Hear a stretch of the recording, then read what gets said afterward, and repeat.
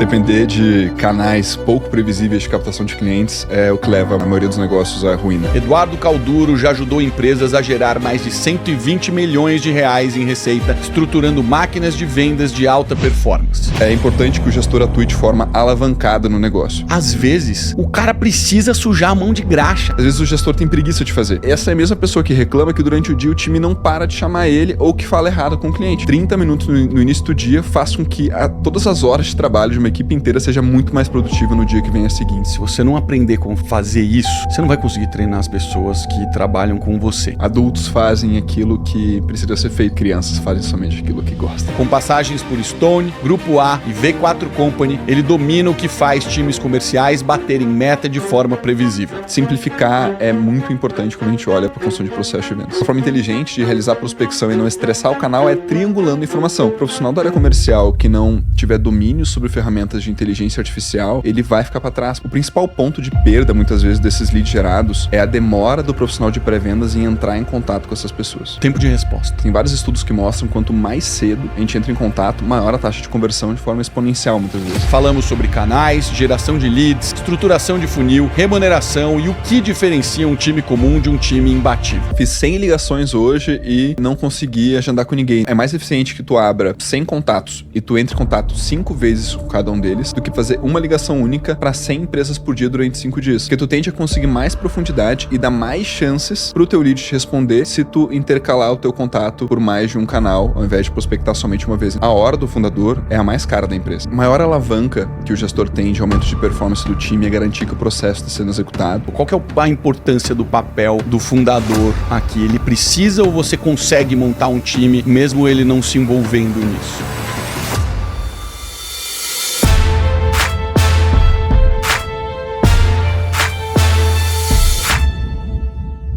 Eduardo, qual que é o panorama das empresas que hoje não estão vendendo bem pra caramba, que te procuram pra arrumar? O que você tá vendo dos principais problemas? O que a galera tá fazendo de errado? Quero saber o que a galera faz de errado pra gente começar. Depois a gente vai no que acerta. Depender de canais pouco previsíveis de captação de clientes é o que leva na maioria dos negócios à ruína. Porque quando o negócio começa, ele geralmente depende do fundador da empresa. Então a primeira pessoa que vai captar cliente, vai negociar, vai atender o cliente. E na medida que a empresa começa a crescer, baseada em canais pouco previsíveis como indicação, relacionamento do fundador da empresa, ela já tem uma base de custos programada para os próximos meses, mas não tem canais de geração de demanda previsíveis. E aí acontece o que o Aaron Ross chama no Receita Previsível de Vale da Morte. Então, tu tem uma entrada de clientes que oscila na medida que tu já tem previsibilidade de custos.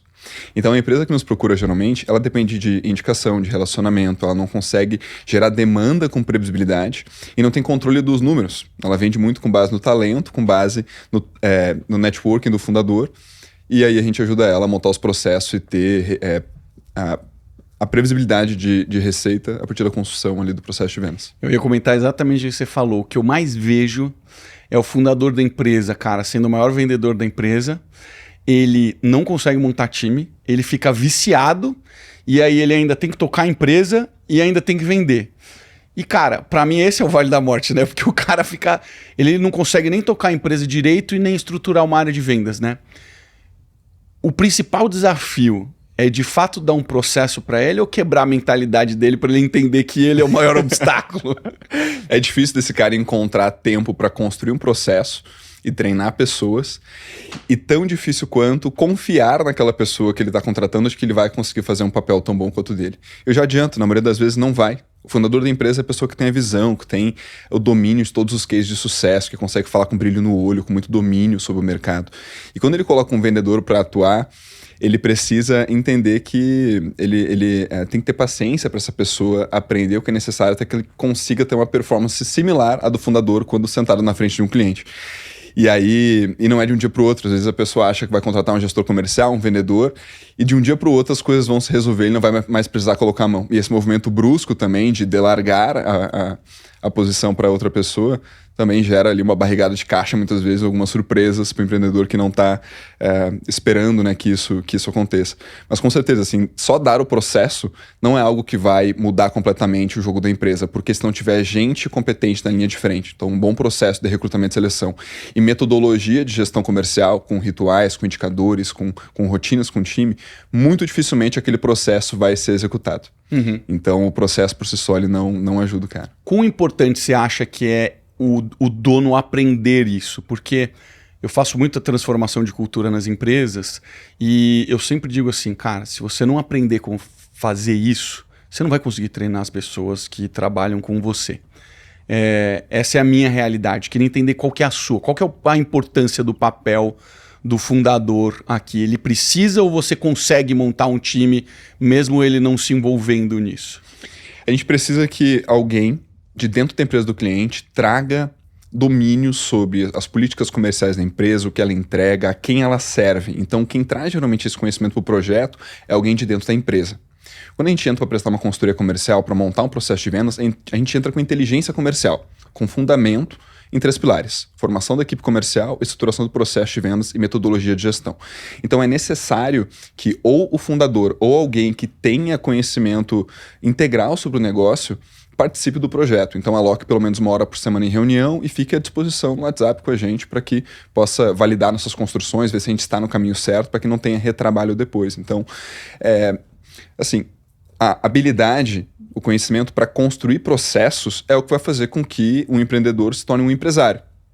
Porque se ele não consegue construir processo, contratar gente boa e aumentar a capacidade produtiva da empresa a partir disso, porque ele não vai conseguir dar conta de tudo, é muito difícil que ele consiga crescer o negócio. Assim. Então, tem até um conceito que o Andrew Grove traz no Gestão de Alta Performance. Ele foi o CEO da Intel.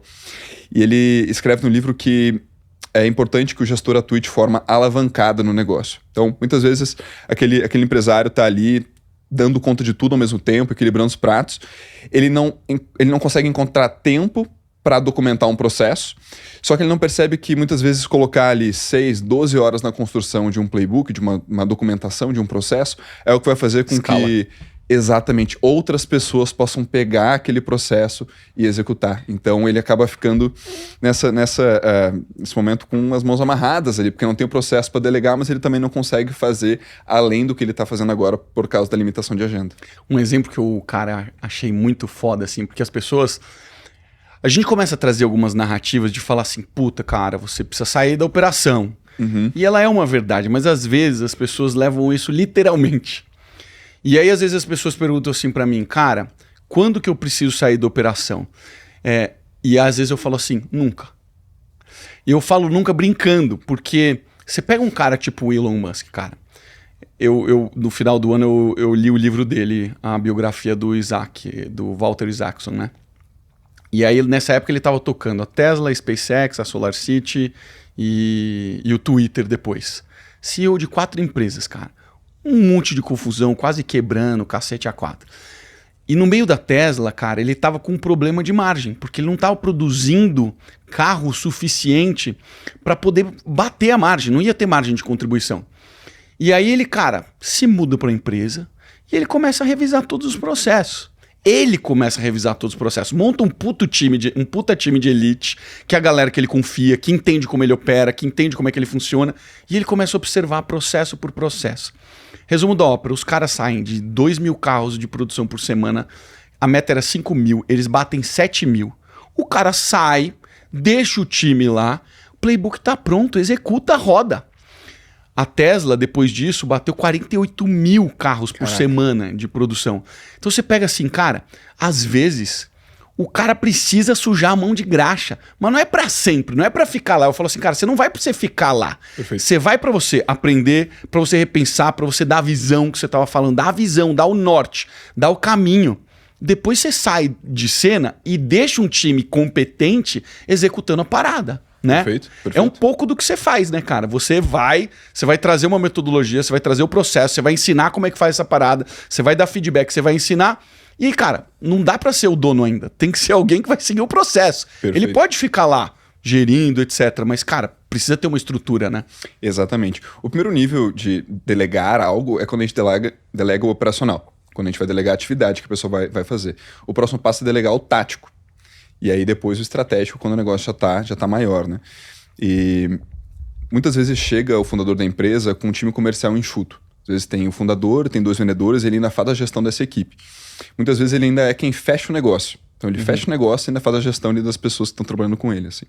E o primeiro passo é delegar aquilo que está no operacional. Parte de pré-vendas, por exemplo. Tem muitos empresários que têm medo de contratar um pré-vendedor por não saber como deveria ser esse processo, às vezes não ter tempo de gerir ou achar que prospecção não funciona, quando na verdade isso já acontece no negócio dele, só que ele acha que vai ser invasivo eventualmente entrar em contato com alguma empresa. Assim. E ele fica pegado, tipo, nossa, como que eu vou colocar um profissional de pré-vendas para entrar em contato com um potencial tomador de decisão aqui na empresa do meu cliente? Quando, na verdade, se a gente for pegar financeiramente, a hora do fundador é a mais cara da empresa. Total. E aí, colocar essa hora valiosa para executar uma atividade de entrada na área comercial, né? Porque um profissional de pré-vendas, sei lá, paga 2, 3 mil para um profissional de pré-vendas, para executar full-time a atividade de alimentar o funil de vendas com novas oportunidades, financeiramente é muito mais atrativo do que a pessoa ter que fazer tudo sozinha, assim. Então, o delegar, ele serve para aumentar essa capacidade produtiva e conseguir também dar mais fôlego para que a gente foque onde está o dinheiro, para que a gente foque onde está o gargalo da empresa também, assim. Então, rápida pausa para te contar algo importante. Desde o começo do G4 Educação eu faço parte disso. Sou mentor, dou aula e acompanho de perto o impacto que o conhecimento gera. Aqui não tem teoria vazia. Tem aprendizado direto com quem construiu negócios de verdade.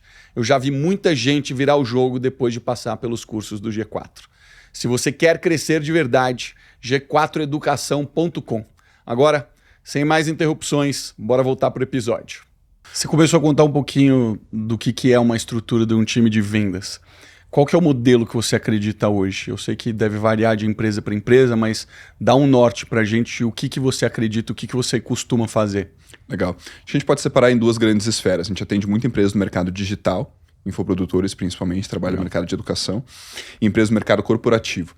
Quando a gente fala do mercado de educação digital, infoprodutos, a gente tem mais de 10 formas de atuação no time comercial. Pegando a pontinha do iceberg, abandono de carrinho, cartão recusado, boleto e Pix gerado. Depois em lançamentos, lista geral e lista VIP. A gente tem atividades de upsell, downsell, cross-sell, renovação e uma série de funis que podem ser implementados, né? Funil de webinário, funil de sessão estratégica, workshop, evento. Cada uma dessas formas de atuação, ela precisa estar muito clara para o vendedor saber onde está o dinheiro na mesa primeiro, por ordem de prioridade. E na medida em que a empresa busca previsibilidade, ela tem que reduzir a variabilidade de ações. Então, se cada pessoa do time atua de uma forma, é muito difícil que a gente consiga ter previsibilidade e olhar para as métricas e pressupor que elas vão se repetir no mês seguinte. E por que eu estou falando isso? Porque na medida que a gente busca essa previsibilidade, existe um padrão a ser seguido pelo vendedor.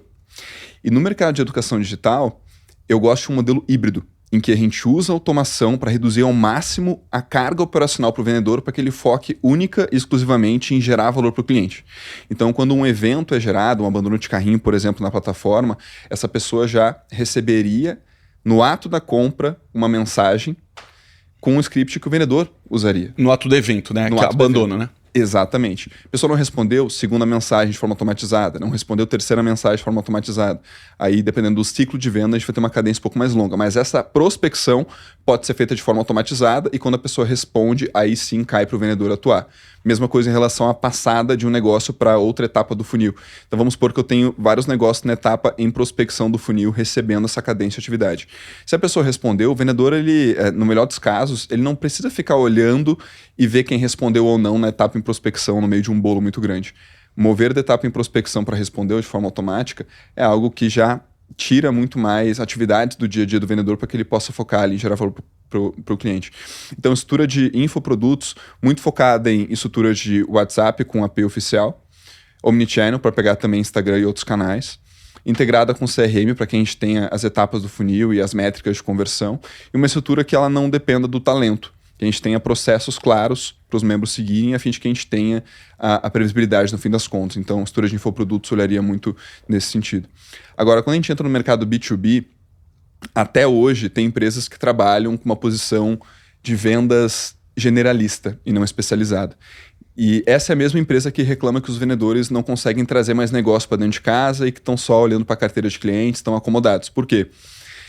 Lá atrás, o Aaron Ross, eu até falo bastante sobre receita previsível porque ele mudou completamente a forma como a gente enxerga vendas no mercado corporativo. Ele percebeu que o vendedor, quando ele é responsável por todas as etapas do processo, ele começa a fazer a prospecção, fecha os primeiros negócios, vai cuidar da carteira e com o tempo ele não tem mais capacidade produtiva, disponibilidade para captar cliente da mesma forma como fazia antes.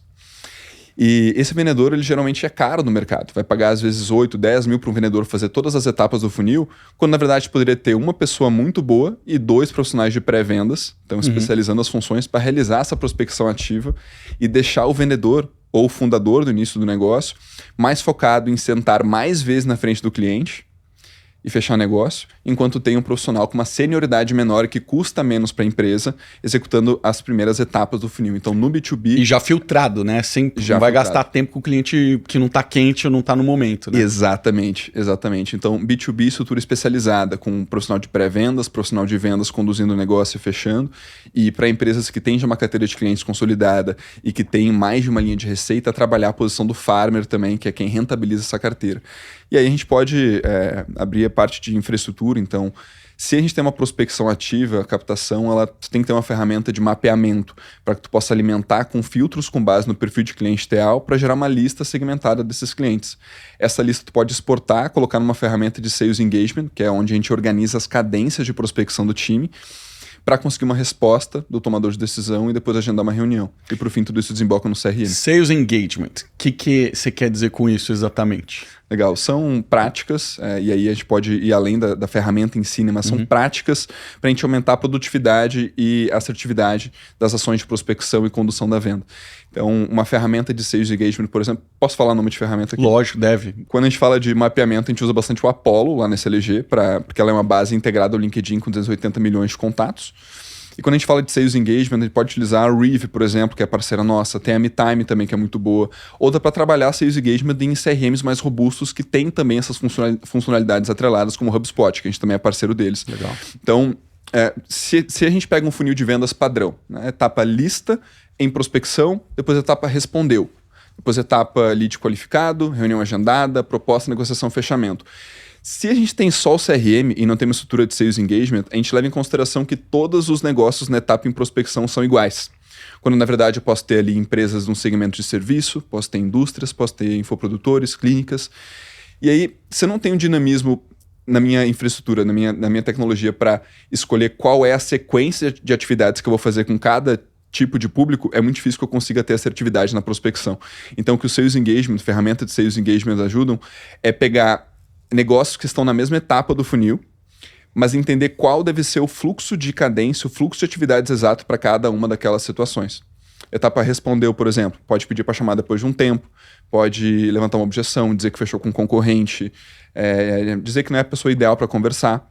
Se eu tenho somente o CRM e não tenho uma estrutura de Sales Engagement com fluxos de cadência, eu não consigo tratar aquele lead de forma individualizada com base nas últimas interações. E para o profissional de pré-vendas fica muito contraprodutivo pensar em qual é o intervalo dos contatos, quais são os canais, quais são as mensagens.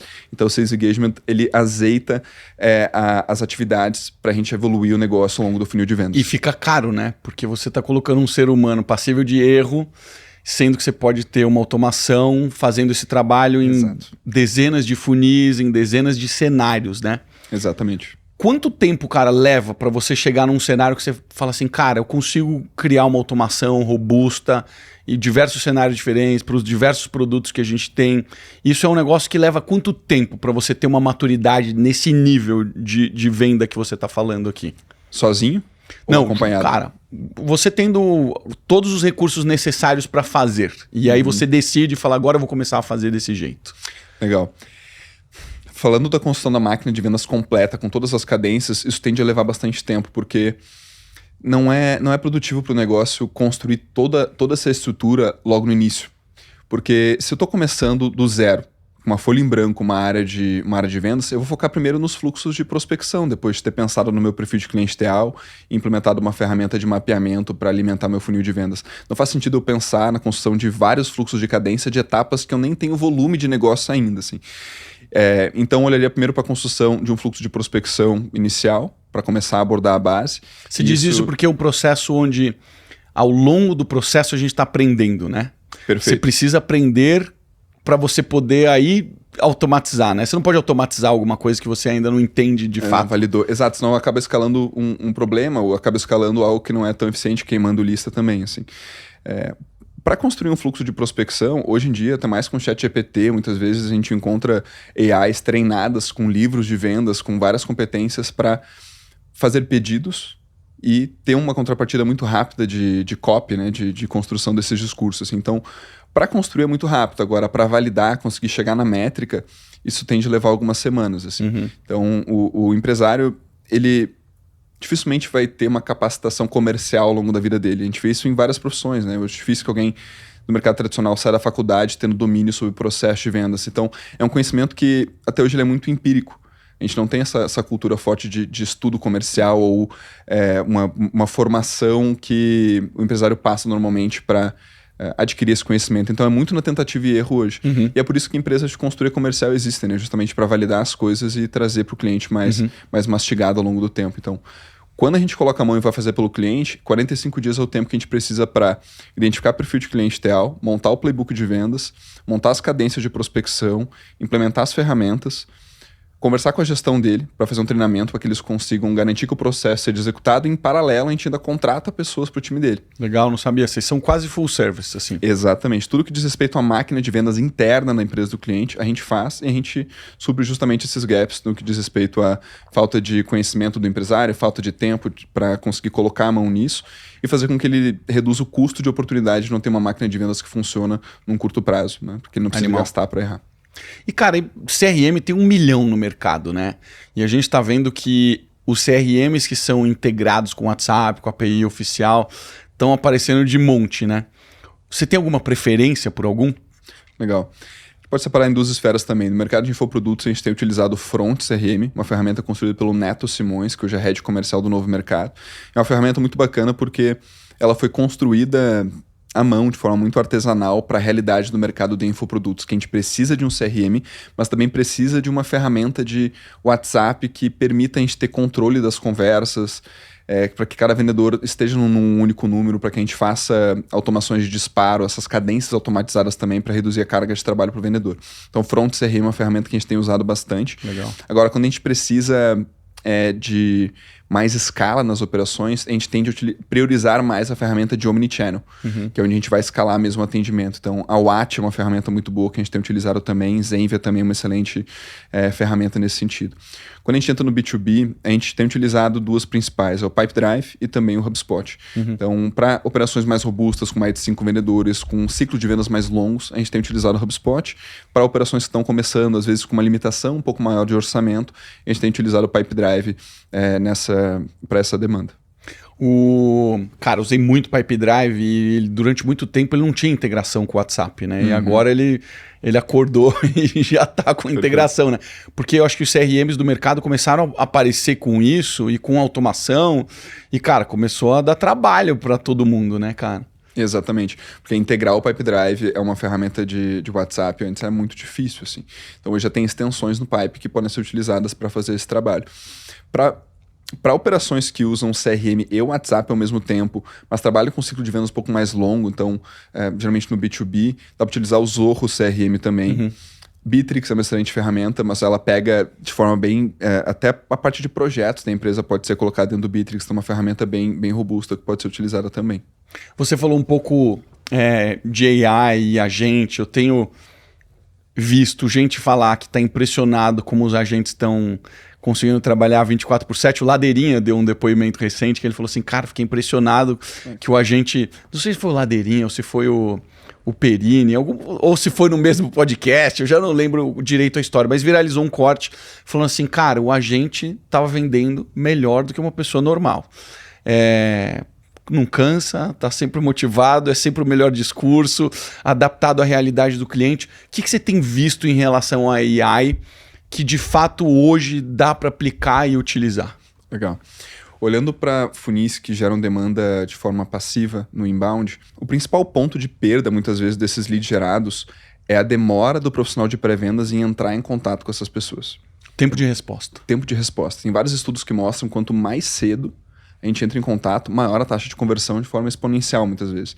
Então, ao invés desse lead cair no CRM muitas vezes, até um humano entrar em contato, pode colocar uma AI que vai abordar essa pessoa ali no ato e vai fazer uma pré-qualificação até que o pré-vendedor chegue. Ou dá até, inclusive, para colocar essa AI já para fazer agendamento direto para o pessoal. A gente estava utilizando uma ferramenta chamada Laila, lá nesse LG. Então, tu alimenta ela com informações sobre a tua empresa, o teu playbook, enfim, conhecimento da tua solução, e ela faz esse papel de pré-vendedor no inbound para as pessoas que chegam. E aí, poxa, muitas vezes chega um lead de noite, gera um conteúdo de noite, explode ali, daqui a pouco começa a entrar lead no funil 9h37 da noite. Dá para esperar que o profissional de pré-vendas vai estar ali 100% do tempo, assim. Então, tu pode colocar AI tanto para substituir, quanto para aquecer esse lead e não deixar ele esfriar ali enquanto outra pessoa não chega, assim. Outra função muito boa da AI, fazer análise de gravação, de ligação e de reunião em tempo real do vendedor. Então dá para pegar a transcrição da reunião, o playbook de vendas e a AI pegar essa transcrição e cruzar com o playbook para ver o que o vendedor está seguindo, o que ele não está e pedir para avaliar em X critérios aquela reunião, aquele ponto de contato com o vendedor. Porque uma dor muito comum do gestor comercial é que se ele vai fazer dinâmicas de avaliação do time de vendas, ele tem que fazer por amostragem, porque ele não vai conseguir assistir todas as gravações, ouvir todas as ligações do time, assim. Então, com uma AI atrelada, o gestor consegue ter mais insumos mais assertivos, com uma amostragem maior para tomar a decisão. Então, acho que são duas frentes bem importantes da AI na venda. Cara, a parte de olhar como os vendedores estão fazendo e escutar as vendas sempre foi um negócio muito importante, né? E agora com AI, cara, esse negócio, você ainda acha importante escutar ou você acha que é pegar a transcrição e usar a AI para trabalhar massivo e com todos os dados é mais benéfico? Ou você acha que ainda tem valor em escutar? Acho que tem valor sim em escutar. A maior alavanca que o gestor tem de aumento de performance do time é garantir que o processo está sendo executado e olhar para o que o vendedor está fazendo ali na ponta. A AI vai ajudar a olhar de forma muito criteriosa quais são os feedbacks que têm que ser passados para o vendedor, a partir da análise ali da amostragem.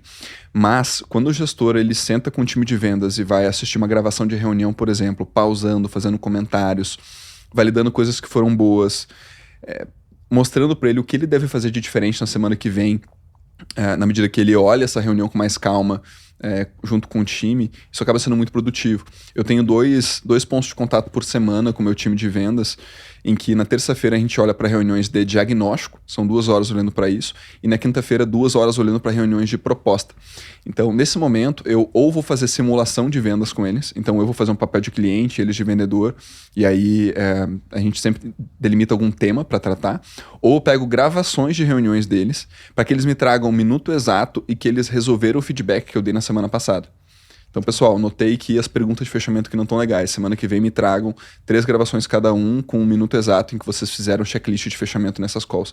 Então, a gente entra e é muito mais produtivo para tratar aquele assunto que está sendo o próximo passo de crescimento do time. Assim. Então, uma coisa acaba não substituindo a outra, ao meu ver. Você falou de 2 rituais. Queria que você falasse em geral um pouco sobre rituais. Quais são os rituais que você considera fundamental a gente ter em time de vendas? Porque se fala muito de processo, né? Puta, cara, precisa seguir o processo. Mas processo bom também é processo que evolui e melhora. Perfeito. Quais são os rituais que você usa para melhorar o playbook? Você já citou 2 aqui. O que mais que você costuma implementar? Legal, falando de rotinas, reunião diária com o time. Eu não tenho mais tocado a reunião diária porque eu coloquei a camada tática na operação. Então hoje minha coordenação toca. Mas nos primeiros 3 anos de SLG, eu toquei reunião diária todos os dias com o meu time de vendas e com o meu time de projetos na medida que o time foi crescendo. E o que você olha na daily? Olho para o que foi feito no dia anterior, então quais foram as métricas de atividades realizadas, quantas reuniões foram marcadas, eu vejo se a gente está dentro ou não do track record que a gente precisa. Então, vamos supor que eu preciso de 30 reuniões agendadas num mês de 30 dias. Então, se eu chego no dia 15, eu devo ter 15 reuniões marcadas. Então, todos os dias a gente vai olhando para ver quanto de esforço a mais a gente tem que empregar para se manter dentro do track que a gente precisa para atingir a meta. Então, a daily é para dar ritmo à operação, olhar para o que foi feito no dia anterior, alinhar prioridades para o dia seguinte, ajudar com dúvidas relacionadas a objeções que o pessoal está tendo no dia a dia, dúvidas em relação ao produto, conectar algum case muitas vezes vezes, tô falando com um cliente que é uma indústria de 10 funcionários do mercado XPTO. A gente já atuou com essa empresa antes, ou algum negócio com uma característica similar, então na dele tu consegue ter um ciclo de aprendizado mais rápido com o time e tu consegue começar o dia também todo mundo junto, assim. Então, já elencando prioridades. E isso, às vezes o gestor tem preguiça de fazer. Total. Poxa, como assim? Vou começar meu time, vou ter que fazer reunião diária com eles de 30 minutos, não tenho tempo. Aí, essa é a mesma pessoa que reclama que durante o dia o time não para de chamar ele ou que fala errado com o cliente. E aí, voltamos no ponto da alavancagem. 30 minutos no início do dia faz com que todas as horas de trabalho de uma equipe inteira seja muito mais produtiva no dia que vem a seguir. Então, a dele é muito importante. Legal. Uma pauta similar, a gente tem a reunião semanal também, que é a weekly. Que ela tem uma pauta similar à dele, só que a gente olha para a semana que passou. Então, é similar, mas a gente olha para um período maior de tempo ali na análise. O one-on-one, muito importante também. Pelo menos a cada 15 dias fazer com o time é muito importante. Na medida que a equipe aumenta, é necessário que tenha um gestor para conduzir as pessoas, né? Fica contraprodutivo para o negócio. Então, hoje eu toco one-on-one com os gestores, uma vez a cada 15 dias, e os gestores tocam praticamente toda semana com os membros das suas equipes. E eu libero na minha agenda quatro momentos de 30 minutos por semana para que os membros, caso queiram conversar comigo, possam agendar ali e já está reservado aquele horário. Assim, então, eu dou essa autonomia para o time também. Então, reunião diária, reunião semanal e reunião individual. Importante ter também essas dinâmicas de avaliação do que o pessoal está fazendo. Então, chat review, quando a gente fala de uma dinâmica de WhatsApp. E é quase uma revisão de processo. Isso, exatamente. Ver se o pessoal está seguindo ou não ali o playbook de vendas conversando por texto, né? Por isso, chat review. Fazer a roleplay, que é essa simulação, fazer a call review, que é analisar a reunião de vendas também, são dinâmicas muito importantes e que são muito produtivas, assim, porque aquela hora vai impactar todas as horas de trabalho que vem até que o próximo roleplay aconteça, né? Falando de gestão, ter um bom processo de onboarding é importante também, porque os membros entram e eles têm que entender sobre a empresa, como ela funciona, sobre a quem ela serve, então sobre o cliente, sobre a solução e sobre o processo que ela vai executar. Então, ter um processo de onboarding bem definido faz com que a gente não tenha tanto retrabalho quando uma nova pessoa sai da empresa e outra está entrando, porque na maioria dos negócios, esse conhecimento é passado quase que de pai para filho. Senta aqui do meu lado, vou te ensinar, beleza. E a pessoa não tem também um processo no dia a dia para seguir, não tem um playbook a seguir. E aí é moroso para essa pessoa aprender tudo que ela precisa fazer. E quando ela aprende, muitas vezes, se ela sai da empresa, eu tenho que começar todo esse processo de novo. Então, se eu tenho as coisas documentadas, eu tenho um processo de onboarding também dessa forma, se torna mais produtivo a inserção de novos membros ao time. Quando que um vendedor chegou na hora de sair? Cara, eu tenho a política que funciona da seguinte forma, assim, eu olho para um ciclo de avaliação trimestral com o pessoal. Então, o primeiro mês ficou abaixo da meta, toma um feedback. Segundo mês, toma um aviso prévio. E terceiro mês, a pessoa vai ser comunicada do desligamento. E não se ela persistir 3 vezes, então, 3 meses seguidos. Exatamente. Claro que, poxa, a pessoa tá mal em relação aos resultados e ela também não tá com uma métrica de esforço elevada. É uma pessoa que tende a sair antes da operação. Ela tá ali, tá... O que você chama de métrica de esforço? Métrica de esforço, volume de atividades, por exemplo. Ah, entendi. Então, poxa, a pessoa tá muito atrás da meta, mas também é a que menos executa no time. Poxa, não é que ela tá se esforçando, né? Porque a gente pode trabalhar com maior volume ou com maior qualidade. Infelizmente, não precisa escolher fazer uma coisa ou outra, assim, mas pelo menos uma dessas coisas ela tem que estar fazendo, se ela está buscando melhorar. Então, se a pessoa está muito abaixo da meta e também não está se esforçando, não está buscando feedback, não está mudando as coisas no dia a dia, esse ciclo de avaliação tende a ser mais curto para a gente efetuar um desligamento, tá? Então, primeiro eu olho para a performance, mas tem pessoas também que chegam num teto. Então, o vendedor, quando ele não consegue mais evoluir, é um sinal de que talvez ele não seja mais produtivo ele continuar na empresa, porque não vai ser bom para ele, que quer dar o próximo passo profissional, eventualmente crescer em remuneração, às vezes em desafio. E não é bom para a empresa também, que tem uma pessoa ali que já foi boa, mas hoje em dia não é tão mais. Então, o vendedor não tem passado. Todo mês a gente tem que performar, todo mês a gente tem que ir atrás da meta. Por melhor que tenha sido o último mês, o mês seguinte vai começar do zero, a gente tem que ir tudo de novo. Assim. Então, tem pessoas que às vezes ficam sentidas de, poxa, mas eu já entreguei tanto resultado e agora vocês estão me cobrando aqui e tal. Poxa, mas não tem como, né? Essa despesa comercial para a empresa, ela precisa refletir em resultados, senão o CAC vai lá em cima. O CAC alto, geralmente, ele denota essa ineficiência da operação comercial em trazer mais negócios pelos investimentos que estão sendo feitos. Então, todo mês a pessoa tem que estar ali honrando com o quanto o quanto a gente investe nela no dia a dia. E aí, pela sua experiência, o que você tem visto, né? Chega um momento que esgota, porque a pessoa cansa, porque, cara, trabalhar no comercial é foda, chega uma hora exaure, Ou, cara, tem alguma outra razão por detrás? A pessoa desmotiva, não está estimulada? O que você costuma ver que são as principais questões? Legal. Eu tive um caso na minha equipe esses tempos, de uma pessoa da minha equipe de pré-vendas que é muito boa, mas que está um pouco cansada de executar a função. Então, assim, a gente tem vários tipos de funções na área comercial, então é difícil que a pessoa se mantenha fazendo a mesma coisa durante muito tempo, principalmente em posições de entrada, como a área de pré-vendas, que, cara, denota muita organização, muito volume de atividade, muitas tarefas manuais, né, de conversar por vários canais diferentes, ficar atento a isso. Então, naturalmente, a pessoa fica desgastada. E aí, essa pessoa ela tem algumas opções. Ela pode ascender para uma liderança da área de pré-vendas, que é um papel diferente. Ela pode se tornar um executivo comercial para conduzir as próximas etapas do funil e fechar negócio.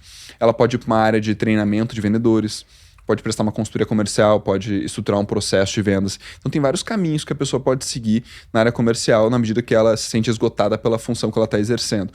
E aí tem que entender se é um movimento de, cara, não gosto mais da área comercial e quero fazer uma transição total de carreira, ou gosto muito da área comercial, mas bati no meu teto em relação a essa posição, quero um desafio novo. Então, são casos diferentes. E qual que é a sua visão sobre o incentivo? Você costuma trabalhar com bonificação? Você prefere trabalhar com comissão? O que você pensa a respeito disso? Bonificação ela tem um papel importante que é fazer a pessoa olhar no caminho certo. Então, quando a gente olha somente para o comissionamento por venda, a pessoa vai só pensar no dinheiro, não vai pensar tanto naquilo que é estratégico para a empresa. Então, se a gente conseguir compor o comissionamento do vendedor com objetivos alinhados ao que a empresa precisa, por exemplo, eu posso bonificar diferente um segmento que está sendo mais estratégico para a gente agora. Então, a pessoa vai olhar naturalmente para isso no dia a dia. Eu posso bonificar diferente também para uma forma de pagamento que é mais vantajosa para a empresa. Colocar um acelerador se for pago à vista ou um desacelerador se for pago em 12 vezes no boleto do projeto. Assim. Então, a bonificação, ela tanto aumenta a elasticidade, a atratividade de uma vaga no comercial, mas também tem muito potencial de dar a mensagem correta para o time. Então, acho que o modelo de OTE é um modelo muito bacana de remuneração que vai além do comissionamento por venda. Mas no início da operação, eu tendo a sugerir o pessoal da comissão por venda mesmo, fazer algo mais simples e depois a gente pensar em réguas de comissionamento mais robustas, na medida que a gente já tem o processo validado, tem as métricas, a gente tem um controle melhor do que vem dali em diante, até para a empresa se programar em relação ao que ela pode pagar para tornar a vaga cada vez mais atrativa para um excelente vendedor entrar. Eu acho que esse é um dos erros que a galera às vezes até se paralisa, porque quer criar um modelo de remuneração variável tão complexo, sem nunca ter feito nada, né? Então, cara, simplifica no começo, embute na margem, e depois você aprende e você começa a criar as metas, né? Perfeito. Cara, puta, chegou aqui, você tem X%, chegou aqui, tem mais Y%. A complicação, que para mim é um gatilho muito importante, cara. Todas as vezes que eu trabalhava com qualquer coisa que as pessoas me traziam, projeto ou qualquer coisa que a gente ia fazer, cara, eu não conseguia entender de primeiro, eu falava, cara, tá complexo. Volta e refaz, cara, tá complexo demais. É um feeling de que a gente tá complicando um negócio que pode ser simples, sabe? Perfeito. E aí a chance de você implementar e não seguirem, as pessoas não entender, acaba sendo enorme, né? Você vê muito esse complicômetro na área comercial? Demais. Principalmente quando o pessoal pensa em montar processo de vendas. Porque eles acham que o processo tem que ser um baita fluxograma com um mapa mental cheio de coisa, quando na verdade tu pode literalmente abrir uma folha em branco no Google Drive e escrever como se estivesse explicando para uma criança de 8 anos como executar a atividade. Isso é escrever um processo, né? A galera fala, não sei fazer processo, meu amigo. Se você sabe ir no supermercado e voltar para casa, você sabe fazer processo. Exato. Né? Não, você sabe escrever, a pessoa já consegue montar um processo, assim, porque... Por exemplo, quando a gente montou o primeiro processo de prospecção da SLG, era só eu tocando a operação, Rodrigo como meu sócio, e chegou a hora de contratar um pré-vendedor. Quando que eu percebi isso? Quando eu não tinha mais tempo de prospectar. Eu tinha fechado os primeiros negócios, eu estava atendendo cliente de consultoria e estava negociando com as últimas empresas que estavam no meu funil. Nesse momento eu fiquei 2 meses sem vender. Por quê? Eu não tinha mais tempo de alimentar o meu funil. E aí foi a hora que eu contratei o pré-vendedor. Só que eu não podia jogar ele ali e beleza, vai lá, traz cliente. Eu tinha que dizer para ele o que deveria ser feito. Só que em gestão, se tu falou e não escreveu, então tu não falou. Aprendi essa com o meu sócio. Então, a primeira coisa que eu fiz foi abrir essa folha em branco e eu escrevi mensagem 1, mensagem 2, 3, 4 e 5 e um passo a passo para conseguir construir uma lista de prospecção. Eu falei, Vini, executa e qualquer dúvida que tu tiver, tu me chama no WhatsApp. Qualquer interação que tu receber, me chama no WhatsApp. Eu vou te mandar um áudio sobre como responder esse empresário. Tu vai escrever aqui para mim, mas eu não vou te responder 2 vezes a mesma coisa. Então tu vai colocar essas perguntas e as minhas respostas no playbook. Então não esperei ter um baita processo para contratar essa pessoa. Eu disse para ela a primeira coisa que ela deveria fazer. E eu fui construindo na medida que eu fui ensinando para ela, mas evitando o retrabalho. Então sempre documentando. Você ensinou também a construir o processo. Exatamente. Né? Para o cara trabalhar de forma mais inteligente, né? Ele conseguir sempre dar o próximo passo. Assim. Então simplificar é muito importante quando a gente olha para a construção de processo de vendas. Tem algumas coisas que a gente faz na área comercial que acaba criando certos vícios assim, né? Desconto é um deles, né? Você dá uma flexibilidade, daqui a pouco você vê, cara, a gente só tá vendendo com desconto, com desconto, com desconto, com desconto.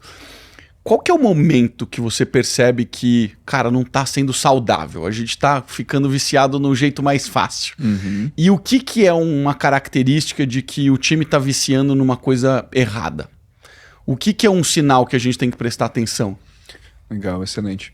Falando do desconto, acho que o desconto ele tem que vir com uma justificativa muito boa. Por exemplo, quanto mais tempo uma empresa passa no funil de vendas de uma empresa, mais aquele negócio custa em horas para acompanhar o desenvolvimento daquele negócio até o fechamento. Então, dar um desconto na medida que a pessoa vai fechar mais rápido contigo, né, com um prazo atrelado, faz super sentido. Uhum. Então, olha, essa condição ela é válida até hoje, final do dia, em função do nosso ciclo de vendas, encarecer o nosso processo comercial aqui. Então eu consigo abonar este valor, eu consigo pegar esse custo que a gente não vai ter e reduzir no valor do teu projeto. Então essa acho que é uma forma inteligente de dar desconto, uma justificativa muito clara. Assim. Agora, entrar num jogo de preço para fechar negócio não é um movimento atrativo para a grande maioria das empresas. Por exemplo, a empresa de serviço, se ela entra no jogo de preço, ela muito dificilmente vai conseguir ter uma equipe de projetos, uma equipe de execução com uma senioridade mais interessante. Então, é uma justificativa que a gente usa também, assim, de que o nosso preço ele tende a ser mais alto que o da concorrência, porque a gente tem pessoas pleno e sênior com experiência em gestão comercial ou consultoria tocando o negócio. A gente não vai colocar uma pessoa júnior para montar uma máquina de vendas do cliente, né? Isso não justifica. Agora, quando a gente fala em passar a mensagem certa para o time e manter as coisas no controle sem gerar vícios, acho que tudo tem que refletir no comissionamento do time. Assim. É o melhor mecanismo que a gente tem de passar a mensagem correta para os membros, porque se tu coloca um desacelerador e torna desinteressante vender com desconto, tu muito provavelmente vai reduzir a incidência disso no negócio. Então, bonificar uma forma de pagamento que seja mais vantajosa para a empresa, o segmento melhor para fechar negócio também, negócios que geram mais margem, e tu passar a mensagem certa para o vendedor através do comissionamento tende a dar bastante certo. Animal. Cara, a gente tem falado muito sobre social selling, né? Legal. Qual que tem sido a importância hoje desse canal? A gente falou sobre sales engagement, basicamente hoje no nosso universo, cara, quase tudo chega em social, quase tudo. Sim. O que você acha que as empresas que não estão vivendo esse universo precisam saber sobre social selling? Legal, importante. O social selling, ele nada mais é do que utilizar do relacionamento pessoal, do expert ou da cara da empresa ou da própria empresa de forma institucional para construir negócios que tendem a ter uma barreira de entrada menor. Porque aquela pessoa muitas vezes já te acompanha, Marcelo, é uma pessoa que sabe o que tu faz, ela entende a transformação que tu gera, conhece teus cases de sucesso, conhece teu conteúdo. Então, aquela pessoa que te segue no Instagram é uma pessoa muito mais propensa a comprar de ti, te dar uma abertura no direct do Instagram. Assim. Então, a empresa que negligencia o social selling, ela tem um custo de oportunidade muito grande de aproveitar o poder que a marca dela tem, o poder que aquela comunidade, mesmo que singela muitas vezes, tende a dar um próximo passo mais rapidamente do que um lead que está sendo prospectado de forma ativa e nunca ouviu falar da empresa. Né? Inclusive, hoje no final do dia tem uma conversa com o Davi Oliveira, que é uma das principais referências em social selling do Brasil. Legal. E é bizarro assim, os cases, porque tu pega as pessoas que curtem as publicações, que seguem, que interagem com os stories. São pessoas que, diferente de uma prospecção ativa fria, já estão ali, já estão acompanhando, então muitas vezes já conscientes do problema, conscientes da solução, mas ainda não sabem qual é o produto que aquela pessoa tem para oferecer. Assim, então é um lead muito mais quente. Olhando para o LinkedIn, também dá para fazer social selling. Inclusive, tem uma ferramenta que chama Dripify. A Dripify, ela funciona trabalhando um nível de automação no LinkedIn que tu pode colocar no perfil do CEO da empresa, por exemplo. E uma pessoa do comercial tem acesso somente ao chat do Dripify, e não ao LinkedIn completo. Ele pode trabalhar com um volume de automações, disparos, tentativas de conexão com apelo muito mais forte do que se fosse profissional de pré-vendas fazendo isso, e tu pode colocar uma pessoa ali como se fosse o especialista, como se fosse o CEO, para conversar com clientes, geralmente com um porte maior, né, que não daria abertura para um profissional de pré-vendas no início do processo. Então, é um canal que tem uma barreira de entrada muito menor quando a gente fala de entrada de leads no funil. Cara, quando a gente pega influenciadores grandes, é impressionante o volume de mensagem que se recebe, né, cara?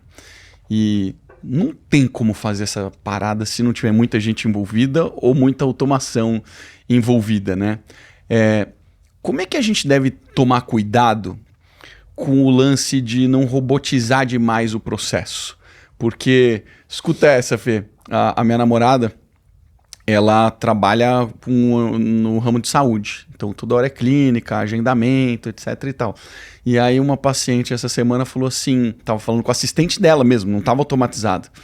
E ela falou assim, eu tô falando com um assistente virtual porque você está respondendo tudo que eu quero saber. Ela mandou alguma coisa assim.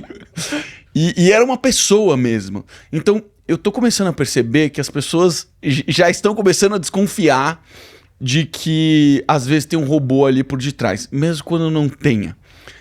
Eu queria escutar de você assim, cara, nesse jogo de infoprodutor não tem como não automatizar as coisas, né? Quando a gente tá falando de gente grande, que tem milhões de engajamento todos os meses, né? Sim. Eu gosto de um modelo híbrido, assim, que a gente não vai abrir mão do trabalho do vendedor, mas a gente também não vai automatizar 100% das coisas. Porque mesmo que tenha um humano ali atento, 100% do tempo o direct do Instagram, vamos supor que a gente tenha humanos suficientes para interagir com todo mundo num perfil com 1 milhão de pessoas. Mesmo assim, vai ter um padrão que vai ter que ser seguido. De uma mensagem, de uma saudação, as perguntas para entender por que a pessoa acompanha aquele expert, quais são os desafios que ela está vivendo, o que ela já sabe sobre a empresa. E na medida que a gente tem um padrão a ser seguido, a gente pode colocar uma automação para fazer isso em algum nível.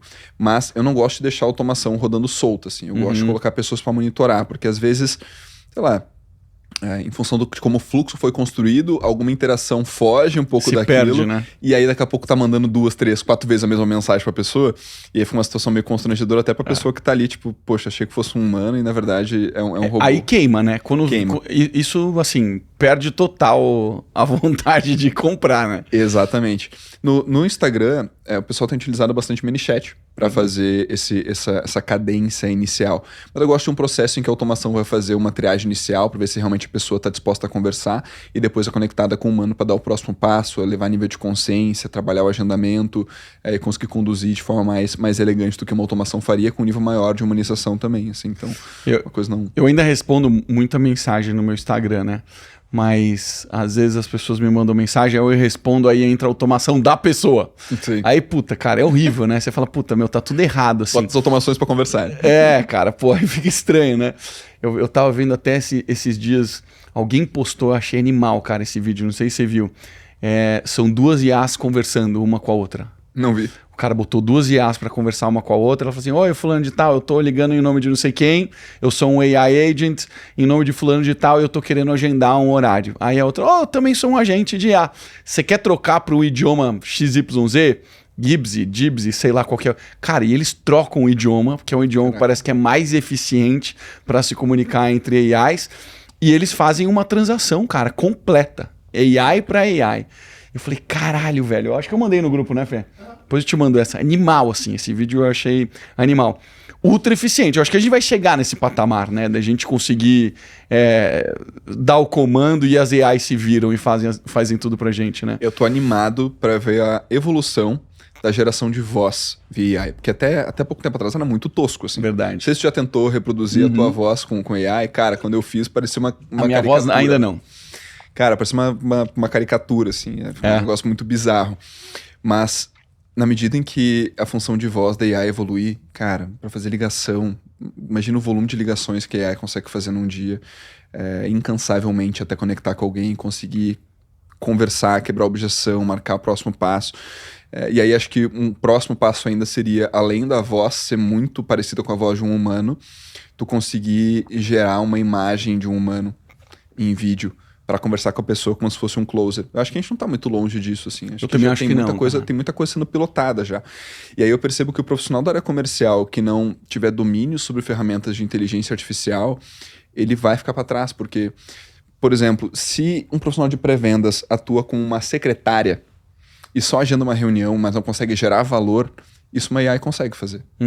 Agora, entender as particularidades do negócio, conectar com um case similar, levar nível de consciência, isso são coisas que hoje eu não vejo a AI pronta para fazer, tão bem quanto um humano faria.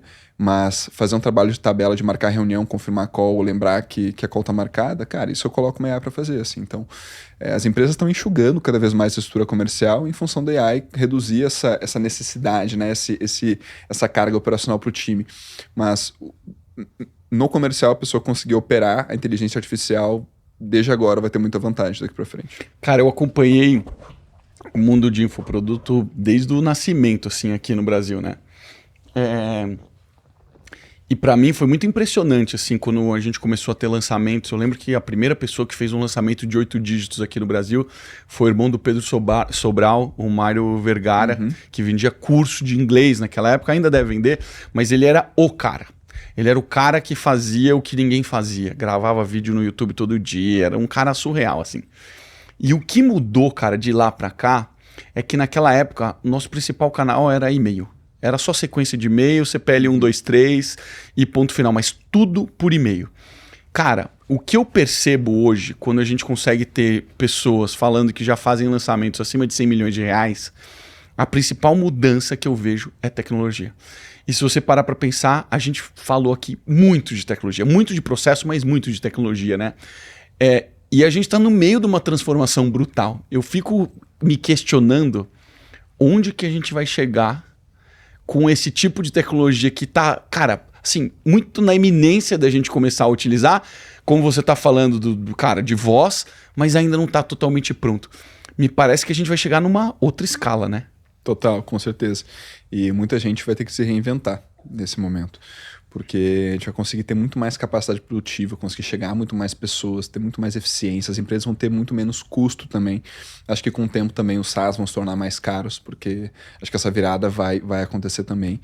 Mas é muito louco assim perceber também como a dinâmica do mercado de infoprodutos mudou, porque antigamente para te adquirir um lead era muito barato, porque tinha poucas empresas anunciando e o orçamento dessas empresas não era tão alto. E a quantidade de usuários das redes sociais também estava crescendo. Hoje em dia, a gente já tem todo mundo usando redes sociais, só que a gente tem cada vez mais empresas anunciando e cada vez mais empresas aumentando seu orçamento. Então, o custo de aquisição ele está muito alto. Então, se a empresa não consegue trabalhar com tecnologia, com automação, com abordagem individualizada com as pessoas, ela tende a não ter uma conversão tão boa quanto teria lá atrás, que a concorrência era menor. Então, com o mesmo orçamento que o pessoal tinha lá atrás, estão captando, sei lá, 10, 20% dos leads. E aí, aumentar a conversão é uma coisa que faz com que essa conta feche e vender mais caro também. Então, a empresa que vende produtos de 197, 397, 497 somente, não tem uma esteira de produtos, não vende mais vezes para o mesmo cliente, ou não vende produtos caros, é uma empresa que não para mais de pé no mercado digital. Verdade. A gente viu o pessoal fazendo lançamentos... Não fecha, né? Exatamente. A gente via o pessoal fazendo lançamentos de 497, de 597. Hoje em dia os lançamentos são de 1.000 e pouco, 1.400, 3.000, como produto de entrada, para vender mentoria depois. E... o que antes era só fazer live, abrir carrinho, mandar um fluxo de e-mail, hoje em dia já tem estrutura de CRM e aborda por N canais diferentes. A pessoa é torpedo de voz, SMS, é WhatsApp, é e-mail, é ligação, é time de vendas, é por todos os lados diferentes, assim. Então, como a estrutura se tornou mais complexa, com mais ferramentas mesmo para conseguir chegar nessa pessoa, a tecnologia ela tem que evoluir também para dar liga a tudo isso e a gente ter todas essas pontas conectadas. É interessante você falando isso, que a gente percebe que o regulador do preço dos lançamentos se tornou os leilões, né, de anúncio, de você anunciar e que o CAC está cada vez mais caro, as ferramentas, o time, toda essa estrutura, cara, ela é um balizador do preço do lançamento, porque a conta não fecha, né? Exatamente. Como é que tu vai ter um time de 5 vendedores, tu escalar o teu tráfego, ter umas ferramentas pauladas ali para conseguir fazer gestão dos leads e ter uma boa qualidade, se o preço do produto é muito baixo, assim. Então, isso acaba indo ali para a ponta também, né, pro produto. Total. Cara, a gente vê muita gente do mercado de vendas, no TikTok, etc., fazendo vídeo, fechando venda. Você até já fez alguns, assim. Lá nos Estados Unidos eu ainda vejo muito a galera falando sobre cold call. Cold call, para você, ainda funciona em alguns segmentos? É um canal que você considera legítimo, assim? Sim, com certeza. Quando a gente fala de prospecção via telefone na captação ativa outbound, quando a empresa não conhece quem está prospectando ainda, eu não uso o telefone como o primeiro canal. Para nós, o canal que mais converte é LinkedIn, e aí depois a ligação e depois o e-mail. Por quê? O principal fluxo de prospecção que a gente usa quando a gente vai entrar em contato com uma empresa de serviço, uma empresa de tecnologia, uma indústria, uma distribuidora, essas empresas que estão no LinkedIn, é o fluxo conexão LinkedIn mais e-mail. Eu vou mandar uma tentativa de conexão no LinkedIn para a pessoa, porque para eu mandar novas mensagens, ela tem que me aceitar. E depois eu vou mandar uma sequência de e-mails automatizada, construída para aquele segmento, para não parecer que eu estou falando com todo mundo. E aí, quando que a gente pega o telefone e liga para essa pessoa? A gente tem como ver quem são as pessoas que estão abrindo o e-mail. Então, por exemplo, mandei um e-mail para o Marcelo com o título Sobrevivendo com Indicações. E eu vi ali que o Marcelo leu às 10h51. Cara, 10h53, se eu tô ligado aqui... Tô te ligando. Exatamente. Aí eu vou te ligar, eu vou falar, fala Marcelo, tudo bem? Eduardo aqui da CLG. Cara, eu te mandei um e-mail agora sobre sobreviver com indicações. Esse assunto acontece na tua empresa hoje? Então já puxa um assunto do e-mail que a pessoa abriu para fazer uma ligação mais assertiva. Assim. Então, na medida que a gente consegue entender quais são os negócios que estão mais engajados, mais quentes no funil, a gente tende a priorizar a ligação, porque o nível de consciência dessa pessoa tende a ser maior. Agora, quando a gente fala de uma captação inbound, quando a empresa entra em contato com a gente, quando a pessoa entra em contato com a gente tem o telefone desde o primeiro momento e a pessoa deu o opt-in, ela deu esse contato pra gente, cara, daí a gente vai até o inferno atrás dela, WhatsApp, telefone, fazendo a interseção, intercalando entre os dois, pra gente conseguir triangular a informação e encontrar o melhor momento, o melhor canal, né? O canal que a pessoa se sente mais à vontade. Mas a ligação é um momento que tu consegue conversar de forma assíncrona com a pessoa. E aí tu consegue entender na fala dela se ela tá realmente disposta a conversar contigo, se não tá, consegue trabalhar a inserção de algum estudo de caso, algo do teu portfólio que reverbere com uma situação que a empresa está vivendo, consegue trabalhar objeções, tu vai estar ali com a pessoa. E aí só vai depender do quanto a pessoa vai ter um manejo para conseguir manter uma conversa durante mais tempo ali por ligação com aquele cliente potencial. Mas é um canal excelente que eu recomendo o pessoal usar e geralmente diferencia um profissional de pré-vendas de alta performance de um pré-vendas mediano que vai só tirar pedido ou só agendar reunião. Qual que é o limite da insistência, na sua opinião? Porque tem muita gente que fala assim, ai, puta, já tô me incomodando demais, já não me respondeu, tem 3 mensagens. Qual que é a sua visão em relação ao limite da insistência? Quanto maior o ciclo de vendas, maior pode ser a cadência de prospecção. Então, se eu tenho um ciclo de vendas que ele poxa, a pessoa... gerei o lead e ela geralmente compra em até 3, 4 dias, cara, não faz sentido às vezes eu ter uma cadência de 15 dias entrando em contato com essa pessoa, porque eu tenho a métrica de que geralmente quem compra em até 3, 4 dias. No B2B isso fica ainda mais claro, assim. Então, se para conseguir agendar uma reunião com uma empresa eu levo em torno de 2 semanas para conseguir esse agendamento, eu não tenho por que ficar prospectando esse mesmo negócio durante 1 mês, 40 dias, 45 dias. Então eu vou tocar minha cadência num limite perto ali do que é o meu ciclo de vendas naquela etapa do funil. Então eu levo muito isso em consideração. Às vezes, quanto maior a empresa, quanto mais influenciadores da tomada de decisão, mais pontos de contato e mais canais a gente vai utilizar. Às vezes a pessoa acha que está incomodando porque ela está usando só um canal para entrar em contato. Acho que a forma inteligente de realizar a prospecção e não estressar o canal é triangulando informação. Então, vou mandar a conexão no LinkedIn, depois vou mandar um e-mail, depois vou dar uma ligada para a pessoa. Aí a pessoa vai aceitar minha conexão no LinkedIn, eu vou mandar uma nova mensagem para ela por lá, vou mandar outro e-mail, vou ligar de novo. Então, quanto mais canais a gente utilizar para entrar em contato com esse cliente, menos ele vai perceber que a gente está ali apurrinhando ele, entrando em contato 15 vezes. Porque se a gente entra em contato 15 vezes por 3 canais... Não é como se eu estivesse mandando 15 mensagens num único, assim, que a pessoa vai olhar, caraca, tá fazendo spam aqui, né? A pessoa não se toca. Então fica muito mais elegante, assim. Então eu olharia muito para ciclo de vendas para tomar essa decisão do limite da insistência. Legal, bem interessante. Quando a gente olha para empresas mais tradicionais, vou falar as grandes empresas, tipo empresa de telecom, cara, eles parecem continuar fazendo exatamente a mesma coisa. Eu trabalhei com o telecom há 10 anos atrás. E o mercado mudou completamente. E uma das coisas que eles continuam utilizando muito é o processo de cold call, mas cold call absurdo, assim. Roda muita lista de cliente por aí. Então a galera compra essas listas e fica a torpedeira ligando, cara. E eu não atendo mais ligação há muito tempo. Acho que mais de 5 anos que eu não atendo ligação. Então, quando eu vou ver, hoje eu tenho o voicemail, que é aquele que te mostra o texto da pessoa deixou no voicemail. É tudo gente tentando vender coisa. Cara, não é possível que essa conta feche, né, cara? Qual que é a sua visão sobre isso, assim, dessa galera ainda tá num modelo que me parece muito antigo e, cara, que eu truco se essa conta fecha, cara? Sim. Eu não sou fã de executar a prospecção por somente um canal, só por ligação, assim. Acho que tem duas esferas aqui, né? O B2B e o B2C novamente, porque no B2B, tu focar teus esforços por somente um canal, que é fazer ligação, tu perde aquela tratativa social com a pessoa no LinkedIn, tu perde de eventualmente estar no mesmo espaço que a tua concorrência ali no e-mail, por exemplo, ou fazer uma prospecção via Instagram, que funciona muito, que o pessoal negligencia também. Então, quanto mais canais a gente utilizar, mais eficiente vai ser a prospecção ativa, porque, por exemplo, se eu estou tentando fechar negócio contigo e eu só uso a ligação no meu processo de prospecção, eu jamais vou conseguir falar contigo, porque tu não atende ligação. Assim como tem a pessoa que talvez atenda a ligação, mas nunca olha o LinkedIn, e eu vou perder de conversar com essa pessoa. Então, a gente sempre tem que olhar para os canais que a gente tem à disposição desse contato, para utilizar todos eles a nosso favor, até conseguir uma resposta, dar o próximo passo com a pessoa no funil de vendas. Então, realmente, assim, e até tem pessoas que dizem, poxa, fiz 100 ligações hoje e não consegui agendar com ninguém, não tive nenhuma resposta. Estou fazendo 100 ligações, ligando para 100 empresas por dia. É muito mais eficiente que tu entre em contato, sei lá, 5 vezes por... Vou fazer uma matemática aqui. É mais eficiente que tu abra 100 contatos e tu entre em contato 5 vezes com cada um deles, do que prospectar, fazer uma ligação única para 100 empresas por dia durante 5 dias.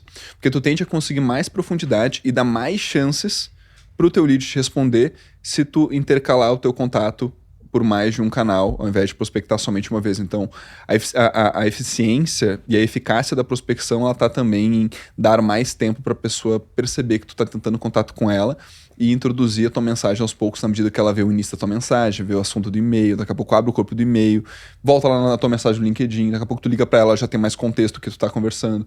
Então tende a funcionar melhor dessa forma. Animal. Cara, queria shiftar um pouco de assunto e falar um pouco sobre vida. Você é atleta também, queria que você falasse um pouquinho como é que você entrou no fisiculturismo, natural, inclusive, já competiu, conta um pouco do seu histórico como atleta. Legal. Eu treino desde 2012. Fazia musculação, eu pesava 72 quilos com a mesma altura, eu tenho 1,84 m. 72, cara? Era bem magro, era virado em pescoço, na verdade. E aí comecei a treinar naquela época, meu primeiro salto de peso assim, foi quando eu comecei a comer bastante, a treinar com meus amigos também, então comecei a me motivar mais. Eu fui de 74 para 90 quilos ali entre 2014 a 2017. Caramba, você subiu... Bastante, o pessoal me via e não conseguia acreditar que eu tava crescendo natural, assim, naquela época. Mas ali depois eu fiquei estagnado, assim, porque não era algo que eu levava a sério, não era algo que eu me mantinha constante também em relação à minha dieta, meu treino, então eu fiquei ali parado nos 90 quilos durante um tempo. E aí, continuei acompanhando fisiculturismo, então a gente tá agora em 2025, 2023 foi o ano que eu olhei pro esporte de uma forma diferente, porque eu queria fazer alguma atividade em alta performance. Uhum. Eu sabia que isso ia ser importante para minha vida pessoal e para o trabalho também. E eu comecei a pensar quais eram os esportes que eu podia praticar, o que eu podia fazer em alta performance, e eu pensei, poxa, é musculação. Eu sempre pratiquei musculação. Só que eu nunca me interessei em competir no fisiculturismo porque eu não queria tomar hormônio. Então, nunca pareceu uma ideia bacana, só que aí o fisiculturismo natural começou a ganhar visibilidade no Brasil. Com atletas como o Jaime de la Madrid, por exemplo, o Bruno, que foram pessoas que começaram, o Ícaro também, começaram a competir de forma natural e trouxeram visibilidade para o esporte. E aí poxa, tá aí. E aí eu virei a chave. E eu percebi que a decisão de competir no fisiculturismo natural foi o que fez com que eu me mantivesse mais constante na minha dieta, nos meus treinos, falasse mais nãos e errasse menos, assim. Acho que a alta performance na vida está diretamente ligada à alta performance nos negócios. Porque uma pessoa que tem um físico bacana, uma pessoa que consegue honrar os compromissos com ela mesma, tende a ser uma pessoa que vai ter mais disposição para honrar os compromissos com as pessoas que confiam no trabalho dela também. Então, eu levei muito isso para mim. E aí, 2023 foi o ano que eu decidi competir, subi a primeira vez em outubro, e foi muito bacana, assim, perceber o quão pesada estava a minha rotina, mas ao mesmo tempo a quantidade de coisas que eu estava conseguindo fazer ao mesmo tempo. Então, foi uma decisão que fez com que eu crescesse muito enquanto pessoa e profissional também. Cara, é engraçado você falar isso. Eu fui atleta profissional de natação, né? Então vivi o esporte alta performance durante muito tempo. E, cara, quando chega um atleta para entrar na empresa e o cara continua tendo a mentalidade de atleta, para mim é quase não precisa entrevistar. O cara tem atitude. Se o cara chega com shape da hora, se o cara chega com marmita, se o cara tá disciplinado, cara, esse cara tem atitude, essa pessoa tem atitude. Eu tenho uma valorização tão grande por pessoas disciplinadas, porque eu concordo exatamente com o que você falou. Cara, ela vai conseguir fazer qualquer coisa, cara. Se vai precisar performar no trabalho, a pessoa vai performar no trabalho, entendeu? Eu gosto demais disso, porque não dá pra você ser atleta sem você ter essa obsessão, né? Especialmente no fisiculturismo, que eu acho que é um dos esportes mais desafiadores que tem, né? Porque ele é 24/7, né? Exatamente. E se envolver com nível competitivo em qualquer esporte é extremamente produtivo e benéfico, assim. A pessoa que corre eventualmente no parque, se inscrever numa maratona, se forçar ele a correr um pouco a mais. A pessoa que pratica crossfit, sei que tem lá as competições também. O pessoal que luta, se inscrever para lutar também em algum campeonato. Porque só da pessoa se colocar nessa frequência de competição, todas as semanas, todos os dias dela que antecedem a competição vão se tornar dias em que ela vai honrar mais o compromisso com ela mesma, vai comer melhor, vai dormir melhor, vai beber menos, vai comer menos com comidas, enfim, junk food. Então, é algo que gera hábitos angulares muito, muito bacanas, assim, para a vida e que se mantém logo depois da competição também, assim. Então, muitas coisas eu incorporei no meu dia a dia e que o fisiculturismo natural fez com que eu absorvesse e quisesse levar isso para a vida também. O que você aprendeu sobre dieta no processo de ganho de peso? Como é que a gente vai aumentando a ingestão calórica sem engordar e, de fato, transformar isso em músculo? Legal. Na medida que a gente aumenta a ingestão calórica, ela tem que ser um aumento proporcional também ao gasto calórico que a gente está tendo. Então, o aumento das calorias, ele, ao meu ver, tem que estar muito ligado ao aumento da intensidade do treino também. Então, naturalmente, vai estar mais alimentado, vai poder fazer mais força. Só que, no geral, as pessoas treinam muito abaixo da sua capacidade na academia. Treinam com repetições muito elevadas, não aumentam carga, elas não conseguem aproveitar da tensão mecânica para gerar hipertrofia muitas vezes. Então é por isso que a maioria das pessoas está estagnada e também por causa de um comportamento de soma zero.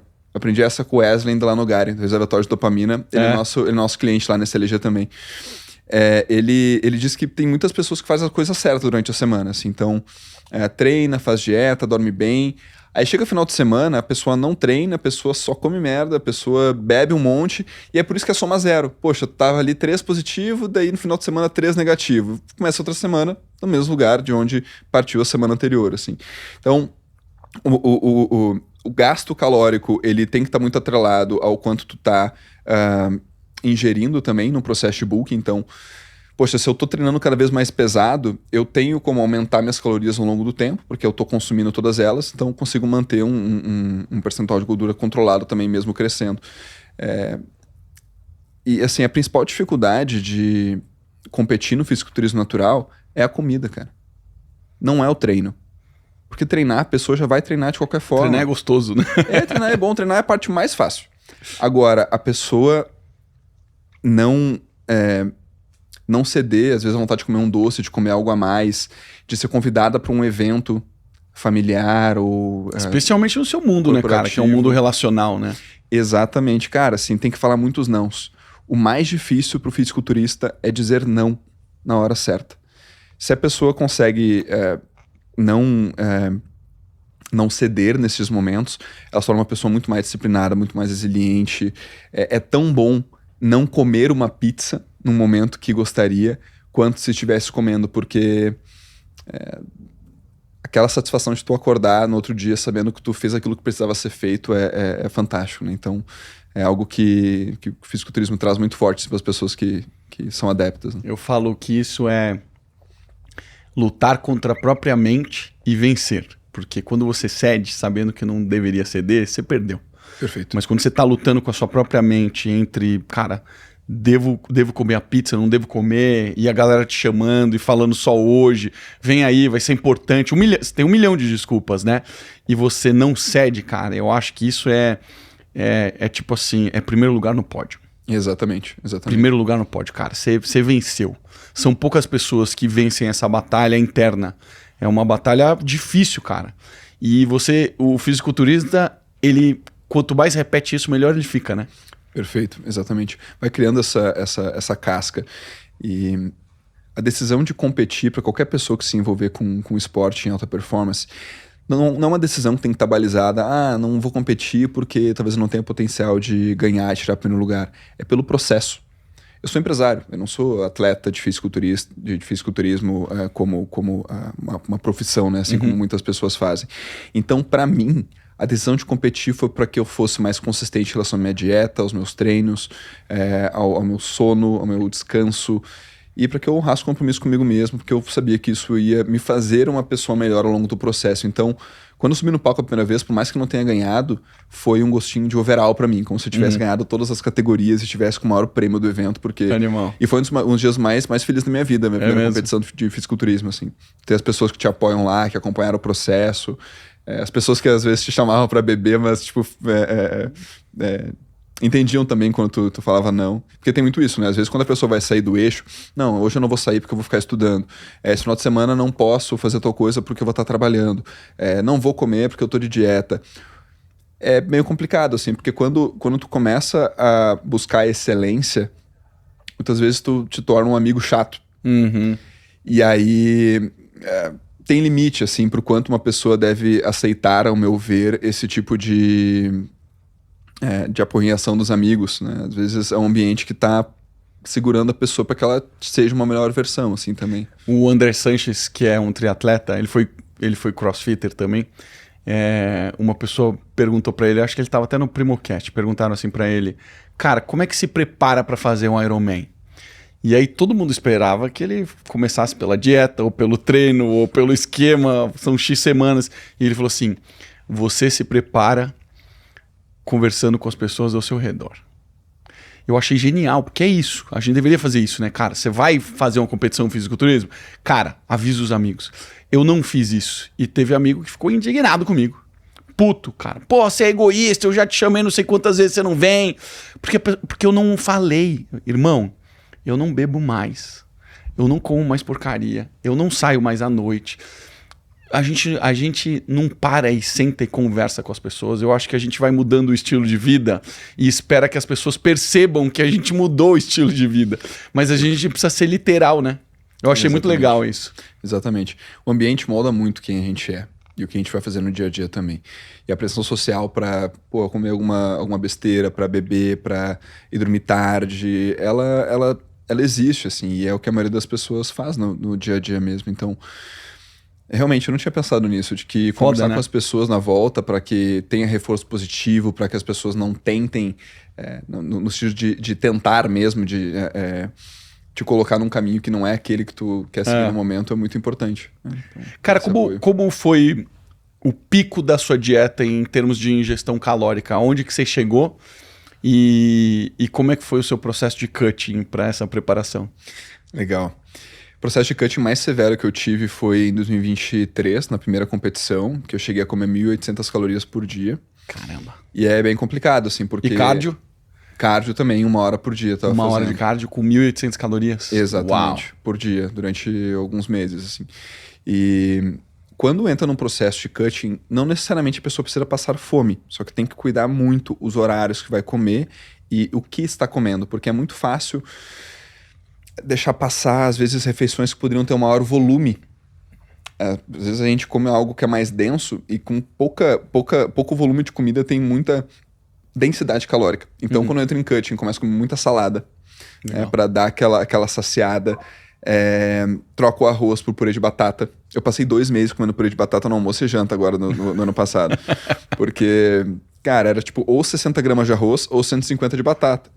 Batata, certeza, né? Batata com tudo, cara. Então, esses cuidados tem que tomar, assim, de cuidar os horários. Porque, por exemplo, chega à noite, a pessoa faz a última refeição. Cara, se tu ficar acordado durante algumas horas, depois de fazer a última refeição em cutting, esquece, tu vai assaltar a geladeira ou vai dormir com um rombo no estômago, assim.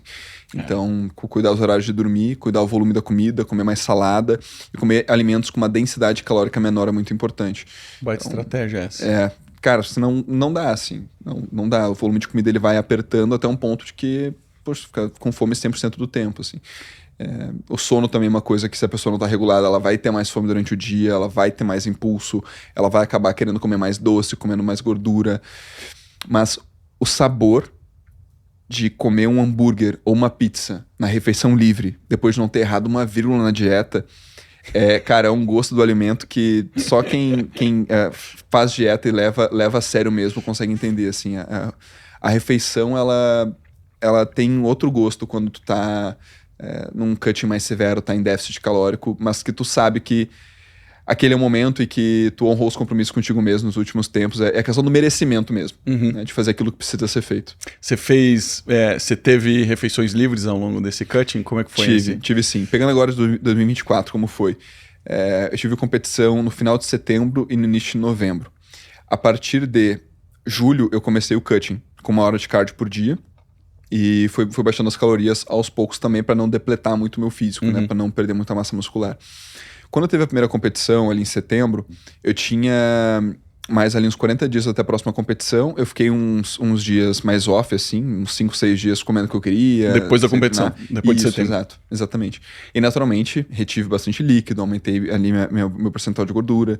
Teve um rebote forte, né, da competição. E depois eu já retomei o eixo.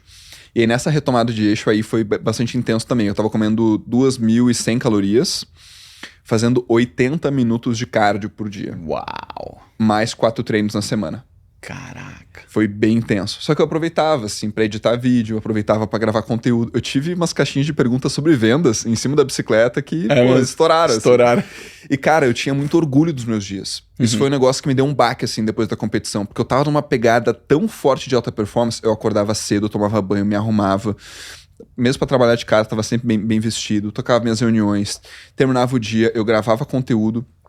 Depois eu ia treinar, postava todo o meu treino, chegava em casa, ainda fazia mais 80 minutos de cardio, lendo, gravando, editando vídeo ou gravando caixinha. Então, assim, eu fazia as pessoas acompanharem meus dias, eu me sentia, cara, uma pessoa muito foda, assim. Quando passou a competição, eu dei uma relaxada. Porque a competição era o que estava me colocando em alta performance naquele momento. E eu não tinha mais aquela mesma motivação para treinar com tanta constância, para não sucumbir ali a uma vontade de comer algo, de fazer cardio. E aí eu comecei a... Cara, começou a me baixar minha autoestima, assim. Eu comecei a pensar, caraca, eu já fui melhor que isso, sabe? E ficou um vazio depois que a competição foi embora.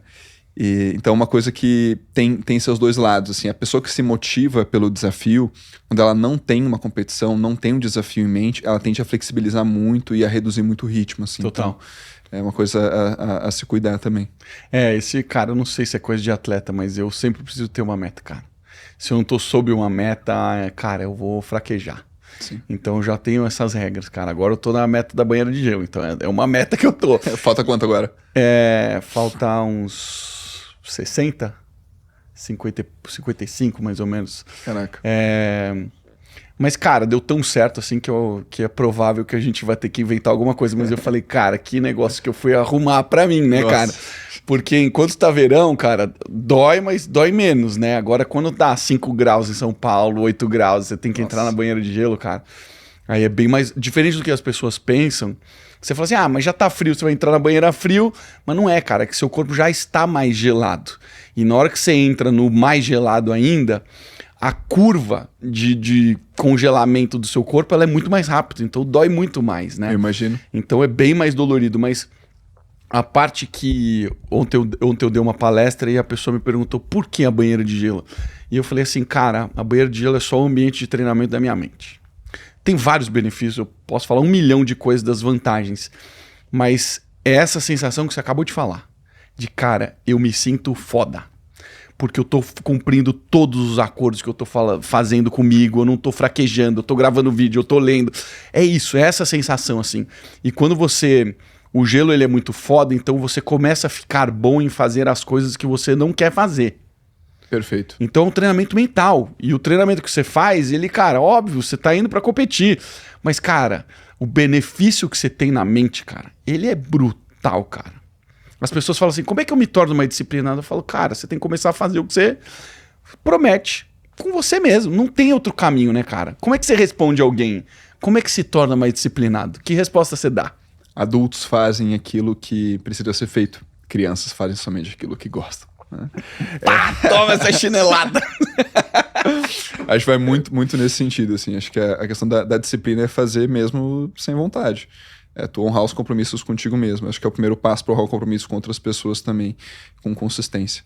Então, as pessoas me perguntam, cara, como é que eu posso eventualmente treinar mais? Como é que eu posso me alimentar melhor?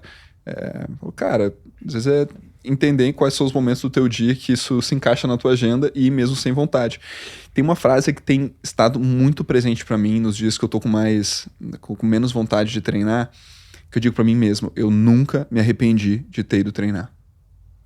Por mais jogado que eu esteja no sofá com preguiça, eu nunca me arrependi de ter ido treinar.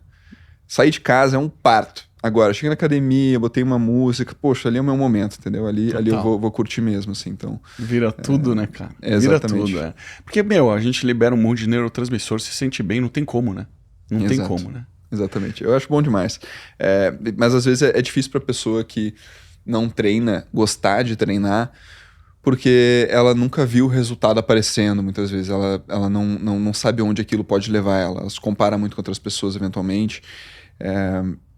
E ter alguém para dar um direcionamento, para passar uma dieta, para passar um treino, para ajudar nesse processo é muito importante, assim. Então, ter acompanhamento, independente do que a pessoa for fazer, assim. Eu gosto muito de ter um mentor. Uhum. Então, eu tive mentor de oratória, tive mentor de vestimenta, né, para olhar um pouco meu guarda-roupa. Que legal. Tive o Rodrigo, que me ajudou muito na jornada, né, como empresário. E quando a gente vai fazer uma dieta, quando a gente vai treinar, quando a gente quer ter um estilo de vida mais saudável, ter um mentor também é importante. E o mentor, ele muitas vezes vai ser uma pessoa que vai prestar um serviço para ti, vai te dar direcionamento nutricional, ou vai montar teus treinos. Então, isso também, ao meu ver, é um mentor. E quando a pessoa contrata um serviço como esse, ela também vai se comprometer naturalmente mais em seguir aquilo que está sendo passado, né? Então, a pessoa pode até tentar montar a dieta sozinho, mas na medida que fez ali o acordo financeiro, né, que colocou aquela energia ali, tende a ter um caminho mais claro a seguir, saber que está seguindo um método, saber que está seguindo ali um caminho que vai levar ela a alcançar determinado objetivo. Animal, cara, espetacular. Isso encurta demais o tempo que você chegaria sozinho, né? Perfeito. Se você tem uma pessoa ao seu lado, cara, te dizendo, irmão, vai por aqui, testa isso, faz desse jeito. Pô, eu sou prova viva disso, cara. Nessa minha transição, assim, cara, eu também contratei, eu também falei, cara, eu preciso... Todo mundo vestido calça jeans e camiseta preta. Meu, chega, não aguento mais vestir igual todo mundo. Vamos começar a se vestir melhor. Cara, todo mundo fazendo tudo desse mesmo jeito. Hoje, cara, eu olho, eu vejo que tá todo mundo indo pra direita, eu quero ir pra esquerda, velho. Na hora que o time fala assim, tem uma trend pra mim já me dá...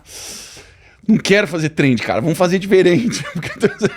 E eu sei que funciona, cara, mas é assim, é condicionar a mentalidade a fazer, a se forçar a fazer diferente. Porque senão você se condiciona a fazer, você tá buscando alguém, você não tá sendo o líder da parada, né? Sim, perfeito.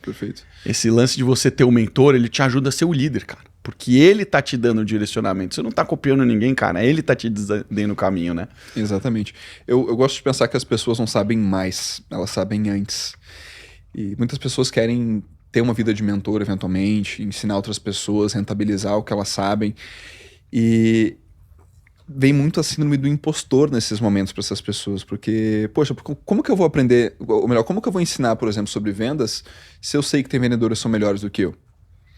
Só que para ensinar algo a alguém, a gente não precisa ser o que mais sabe do assunto. A gente tem que saber uma coisa que determinado tipo de pessoa não sabe.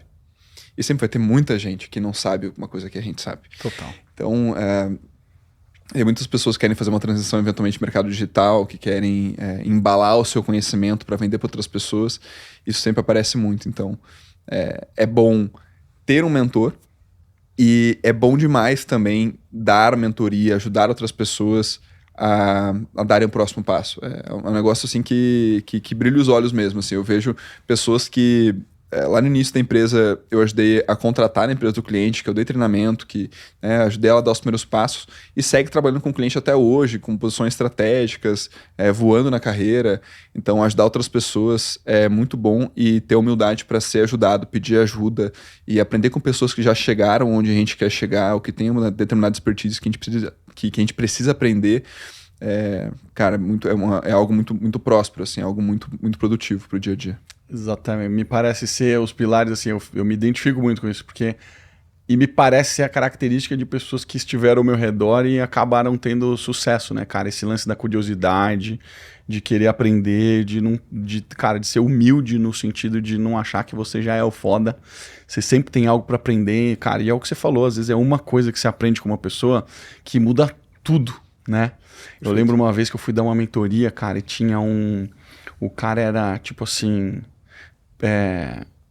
presidente do Bank of America das Américas, era um negócio assim, o cara era pica pra caralho. E aí, cara, eu tava no começo de mentoria, assim, eu falei, cara, olha que cara foda. Como é que eu vou dar mentoria pra esse cara, velho? Que eu sei falar pra um cara desse? Aí chegou na mentoria, cara, num grupo de umas 12 pessoas, e aí eu comecei a falar, porque, cara, eu fui no Bank, né? No comecinho, eu fui no Bank. Aí o cara ele me parou assim, ele falou, pera só um pouquinho, posso filmar o que você tá falando? O cara mandou essa. Aí eu falei, pode, então repete aí que eu vou mandar para um monte de gente. Ou seja, eu tive uma perspectiva de um banco digital que ele não tinha tido. Então, cara, eu não sabia mais que ele. O cara meu, era super experiente, um cara com uma bagagem absurda, de um banco gigantesco e de muitos outros anos, era um cara mais maduro do que eu, ou seja, não tem como comparar, óbvio que o cara é foda, mas aquele período da minha história fez toda a diferença no momento de vida que ele estava vivendo no banco, que era os bancos digitais ameaçando os bancos tradicionais, então porra, fez diferença, exatamente o que você acabou de falar, você não precisa ser o cara mais foda da mesa, você precisa ter um elemento que vai ajudar a pessoa e, cara, você já consegue mudar a vida da pessoa, né? Exatamente. E dá para embalar esse conhecimento de várias formas, né?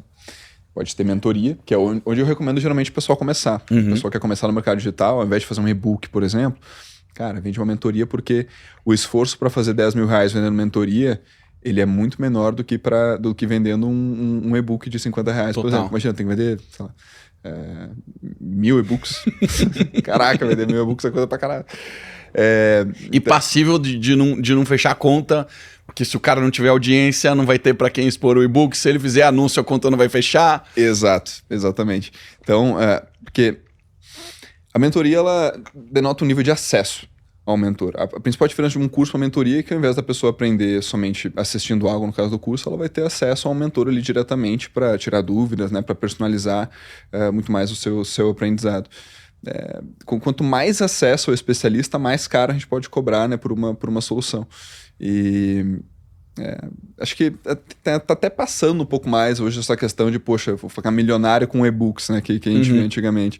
Porque não adianta, tá caro para anunciar, e quanto mais caro a pessoa conseguir vender desde o início, ela vai ter um negócio muito melhor, assim. E assim, muitos momentos no mundo de infoproduto, eu tinha a sensação que eram coisas passageiras, que eu falava, cara, não é possível que isso vai continuar, não é possível que isso vai continuar. E eu tô num momento que eu olho e falo assim, cara, que do caralho. Olha quanto mentor, de tanto assunto interessante, de tudo que você puder imaginar. E, cara, faz sentido isso perpetuar? Porque sempre tem alguém que está num nível abaixo do que você, então mesmo, cara, que você não seja o mais expert do mundo, se você sabe um pouquinho mais, às vezes já justifica você ter uma mentoria, porque você vai ajudar quem estava num estágio anterior de você. Então, cara, na minha visão, esse lance de mentoria, cara, veio para ficar, não sei qual que é a sua visão. Sim, acho que olhando para o mercado de educação, esse é o presente e é o futuro também. Porque não adianta, a empresa que vende só curso, ela dificilmente vai conseguir cobrar tanto quanto uma estrutura com um nível maior de acesso, comunidade e personalização conseguiria entregar para ela, assim. E diferente do mercado de infoprodutos, a gente, enquanto SLG, foi por um caminho de serviço. A gente tem diferentes tipos de solução, né, no mercado no geral. Tem o faço sozinho, eu vou fazer com você, eu vou fazer por você. Hoje a gente está muito aqui nesse vou fazer por você. O mentor, ele está aqui no vou fazer com você, né? E tem pessoas que querem ter uma mentoria muitas vezes que elas não sabem como tornar isso escalável. Não sei como é que é a entrega na sua, Marcelo, mas tem pessoas que abrem turma e fecham turma, não conseguem vender sempre. A minha é perpétua. A tua é perpétua, mas demais. Aí vem essa dúvida, né? Poxa, como é que eu vou deixar sempre a mentoria aberta se eu vou ter pessoas pessoas que entraram agora e pessoas que entraram, tipo, 6 meses atrás, né? Vão estar em diferentes momentos. Então, isso era uma resistência que eu percebi no mercado ali em 2022, quando esse assunto de mentoria começar. Como que foi pra ti, assim? Cara, eu comecei a mentoria muito desestruturado na entrega, porque eu falei assim, cara, eu vou trocar meu tempo. Aqui é isso, cara, tô dando meu tempo aqui para as pessoas. Mas eu comecei a perceber que as pessoas não sabiam perguntar. Então eu falei assim, cara, não dá para eu esperar eles me perguntarem, porque eles não sabem, senão eles já teriam feito. Então eu comecei a ser direcional. Então eu criei minha mentoria, um modelo de 12 semanas, então são 6 meses que a gente fica juntos, são 5 pilares que eu trabalho, e a gente vai ter algumas aulas nesses 5 pilares. Toda aula que eu dou, a gente tem uma missão. Essa missão você tem que implementar. Na próxima aula, cara, você pode tirar dúvidas sobre isso, e ao longo desses 15 dias, cara, a gente tem um time de CX ali pronto para te receber e te ajudar a conseguir implementar essa parada. Só que você só pode entrar no começo de cada um dos 5. Então, quando eu falo de finanças, você não pode entrar na segunda aula de finanças, você só pode entrar na primeira. Então, se você fecha aqui, você só vai poder entrar no módulo de cultura. O módulo de cultura também são mais 2 aulas. Daí depois a gente tem outro que são 3 aulas. Então, é sempre no começo. Então, você comprou hoje, pode ser que você comece na semana seguinte, mas pode ser que você vá começar daqui a 45 dias, por exemplo, sabe? Então, a gente teve que encaixar isso para poder fazer sentido, para você não pegar um módulo no meio ou você ficar atrasado. Então é assim que a gente resolveu por enquanto. Legal. Achei muito bacana, e trabalha também com a escassez de certa forma, né? Porque tu consegue jogar também com esse prazo do dia que vai ser a primeira aula do próximo módulo para trabalhar esse prazo para a pessoa fechar a venda e conseguir acompanhar já o próximo módulo contigo. Exato, Bem legal esse modelo. Cara, assim, são 5 módulos ao longo de 6 meses, todo mês você tem ponto de entrada. Então, cara, você tá fechando com a gente, e eu ainda posso usar isso como um gatilho para falar, a próxima data de entrada é tanto, então serve mais um motivo de urgência para a pessoa fazer o fechamento, né? Legal. E como é que é o teu time comercial lá? Cara, a gente tá no básico ainda, né? Então, a gente fez um bom lançamento no começo. Isso permitiu que a gente tivesse caixa. E agora, cara, a obsessão do Caio é essa. Então, ele que tá, cara, montando os funis, então ele tá focado nisso agora. Eu, quando decidi montar a empresa, falei assim, cara, eu não quero tocar essa empresa. Não tenho mais essa ambição nisso especificamente. Eu vou trazer alguém para tocar, então o Caio toca. Eu vou me concentrar em 2 coisas: produzir conteúdo e entregar. Então, minha obsessão é fazer a melhor aula, em criar o melhor desafio, em, cara, desenvolver o melhor slide. É nisso que eu me concentro. E eu aprendi a produzir conteúdo. Então, cara, eu venho há anos tentando produzir conteúdo, e produzia conteúdo e não dava resultado nenhum, e não dava resultado nenhum, e não dava resultado nenhum. Só que, cara, disciplina. Todos os dias eu tava escrevendo e produzindo conteúdo. Então, agora a gente acertou a mão. Então, no meu Instagram esse mês, a gente tá com quase 40 milhões de views nos últimos 30 dias. Parabéns. Tá surreal. Isso, orgânico, 100% orgânico. Então, essa obsessão que eu tenho em produzir aula e construir conteúdo é a obsessão que o Caio está agora. Cara, isso é coisa recente. Tem 3 semanas que a gente está criando fluxo, funil e etc. E onde eu entro nessa história, né? Na narrativa. Porque eu tô aprendendo a cada vez mais criar histórias que engajem, que tragam as pessoas, etc. eu quis me concentrar nisso porque eu falei assim, cara, de nada adianta. Tem duas coisas que eu acredito. Primeiro, o produto tem que ser bom. Cara, produto bom vende. Então o produto tem que ser bom. Não adianta você ter um produto ruim. Você pode até vender, tem muito produto ruim no mercado que vende, mas ele não dá perpetuidade, você tem churn alto, você se queima rápido no mercado. Então eu não quis isso. Eu quis ter um produto bom. Só que de nada adianta a gente ter os fluxos, fazer anúncio, peça de comunicação, se eu não sei comunicar isso direito. Se você vai lá e olha o anúncio e, cara, você dá risada do anúncio. Você fala assim, cara, que anúncio ridículo, ou não converte, ou não gera lead, ou traz a pessoa errada. Porque eu já fiz isso. Então eu falei, cara, eu preciso aprender a fazer isso. E se teve uma coisa que eu já aprendi na minha vida é, cara, não dá pra fazer tudo. E esse é um problema que eu falei assim, cara, eu quero dividir. Porque historicamente eu não sou bom nisso. Então faz isso você, que eu vou fazer essa parada aqui. Então agora ele tá nessa meta, cara, de... Estamos testando os fluxos no WhatsApp, estamos testando os primeiros contatos e etc. E a gente se seduz muito, né, cara, em querer lançar outros produtos, porque eu falo muito de alta performance, eu falo muito de outras coisas que não são sobre gestão e liderança, e as pessoas pedem muito mentoria de vida, cara, de desenvolvimento e etc. E aí senta um cara aqui que é lançador foda, ele fala... Meu irmão, você tá perdendo, você tá deixando dinheiro na mesa e tal. E a gente tem que se policiar, porque, cara, você precisa acertar a mão no seu primeiro produto. Você precisa acertar a mão na mentoria. A mentoria tá legal. Só que, cara, perpétuo, você precisa ter previsibilidade de venda, você precisa ter rotina. Então, a gente ainda não tá lá. A gente precisa arrumar isso. A gente tem venda, mas não é previsível, a gente ainda não controla todas as métricas. Então a missão agora é, cara, a gente vai ter que ter todas as métricas, a gente vai organizar alguns funis para ter geração de lead, para a gente ter o CAC direitinho, para ter LTV e etc, sabe? Então estamos exatamente nessa fase. Assim. É um casamento muito legal, tu e o Caio, né? Porque tu olha muito para geração de conteúdo e geração de valor para o cliente, e o Caio tá... nesses bastidores, organizando a casa para fazer com que a operação caminhe com previsibilidade, com os indicadores, com, enfim, toda essa infraestrutura também. Exatamente, cara. Você tem que entender que não dá para ser bom em tudo, cara. E para mim, assim, tudo que eu fiz na minha vida precisa ter profundidade, cara. Se você quer realmente se tornar bom em alguma coisa, você tem que ser profundo, cara.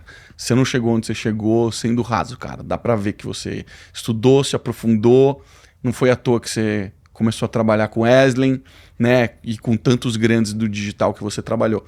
Depende de profundidade.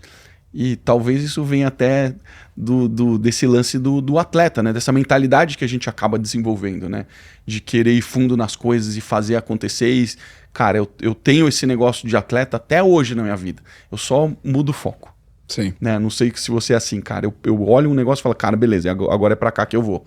Sim. E aí eu vou. E, cara, toma muita porrada, mas chega uma hora as coisas vão virando, né? As coisas vão acontecendo, né? Eu percebo que, acho que principalmente quando pega a galera que tá começando, né, no mercado, que pula muito de galho em galho. É sempre a trend, é sempre o negócio da vez que tá bombando e tal. Mas não pensa em questão de negócio, em ficar muito bom em uma coisa e fazê-la durante muito tempo para se tornar bom de verdade naquilo, sabe? O Rodrigo, ele me ajudou muito para que a SLG se mantivesse fiel ao seu core business, que é ser uma empresa de serviço de estruturação comercial. Porque como eu estava mais dentro do mercado digital e ele mais no mercado corporativo, lá no clube e tal, né, já numa pegada diferente, eu vinha muito deslumbrado, assim, com, cara, poxa, funil de lançamento é isso aí. Então agora vamos abrir uma mentoria, agora vamos fazer isso. Cara, calma, vamos fazer conta aqui, vamos olhar pro contexto geral e a gente conseguiu ficar muito bom no que a gente faz hoje, porque a gente, desde o início, manteve o mesmo posicionamento e decidiu pagar o preço de se manter na mesma coisa até se tornar muito bom, ao invés de disseminar energia para abrir várias linhas de receita e vários produtos e atingir vários públicos diferentes. A gente foca em somente um. Isso faz com que a gente consiga ser muito bom, não jogar o jogo de preço no mercado, isso é um jogo de qualidade mesmo, na prestação de serviço. E o NOL sempre foi muito... Eu peguei assim a base viral no comecinho e eu via, cara, o time dele muito bem treinado, cara, seguindo o script. Ele é um cara que bateu muito nisso, né? Em repetir e fazer o básico bem feito. E eu gosto desse lance. A gente tinha uma premissa aqui que era assim, no começo, um produto, um canal, fica bom nesses dois. Não sai atirando para tudo que é lado. Depois que você tiver bom nisso daí, troca. Então, seduz. O mercado seduz, cara. Aparece um monte de oportunidade. Tem um monte de coisa aparecendo na sua frente de gente querendo te dar dinheiro. O cara pega e fala, tá aqui, ó, quero te dar 150 mil, cara. E você tem que pegar e falar assim, não é meu foco. Meu foco é arrumar essa parada aqui agora. Sim. Então, é duro quando você tem tanta sedução aqui, mas você sabe que se você persistir aqui e você acertar a mão, esse negócio é a base de algo muito maior. Precisa ter essa clareza, né? O foco é saber dizer não. Tem até uma história que o Rodrigo me conta e conta para os membros da Base Viral, de quando ele estava escalando o Kilimanjaro, que, se não me engano, tinha um outro grupo que estava mais à frente deles, que estava mais rápido, e o Rodrigo comentou com o guia, né? O pessoal tá super mais rápido que a gente, tá? A gente tá meio devagar, talvez. Aí o guia olhou para ele e falou, pole. Que enfim, na língua deles a direção é mais importante que a velocidade. Legal. Então, eu acredito muito nisso, assim, na visão de longo prazo de, cara, ser um dos melhores do Brasil por me especializar ao máximo naquilo que eu sou bom, naquilo que eu gosto de fazer, que é vendas. Animal, cara. Adorei o papo, cara. Obrigado. Também, foi um prazer. Tô muito animado com o convite e, poxa, foi incrível. Sensacional, cara. Vamos deixar seu link aqui pra galera te seguir. Se você quiser conhecer a SLG, cara, se animou. Hoje você faz os 3, né? Você falou, mas basicamente a galera topa mais o faz por nós. É isso? Isso, exatamente. A gente trabalha com recrutamento e seleção de profissionais para comercial. Então, quando o cliente precisa encontrar pessoas para compor o seu time, a gente tem uma área de recrutamento que encontra essas pessoas. Animal. A gente também presta serviço para a estruturação da máquina de vendas com alto nível de serviço. Justamente para que o empresário foque no estratégico, foque em abrir novos canais de aquisição, enquanto a gente está ali aprendendo mais do negócio dele para construir um processo de forma, né, mais assertiva ali para a operação dele. Então, tá precisando de ajuda? Cara, manda mensagem lá pro Eduardo que ele vai te ajudar. Valeu, irmão. Valeu, Marcelo. Foi um prazer conversar contigo hoje. Prazer, cara. Você que ficou até o final, gostou desse episódio, não esquece, deixa seu like e verifica aí se você já se inscreveu, porque a gente tem acesso pra caramba, mas nem todo mundo se inscreve, então você não vai receber um conteúdo incrível como esse. Se inscreve aí, um beijo pra você e até a próxima semana.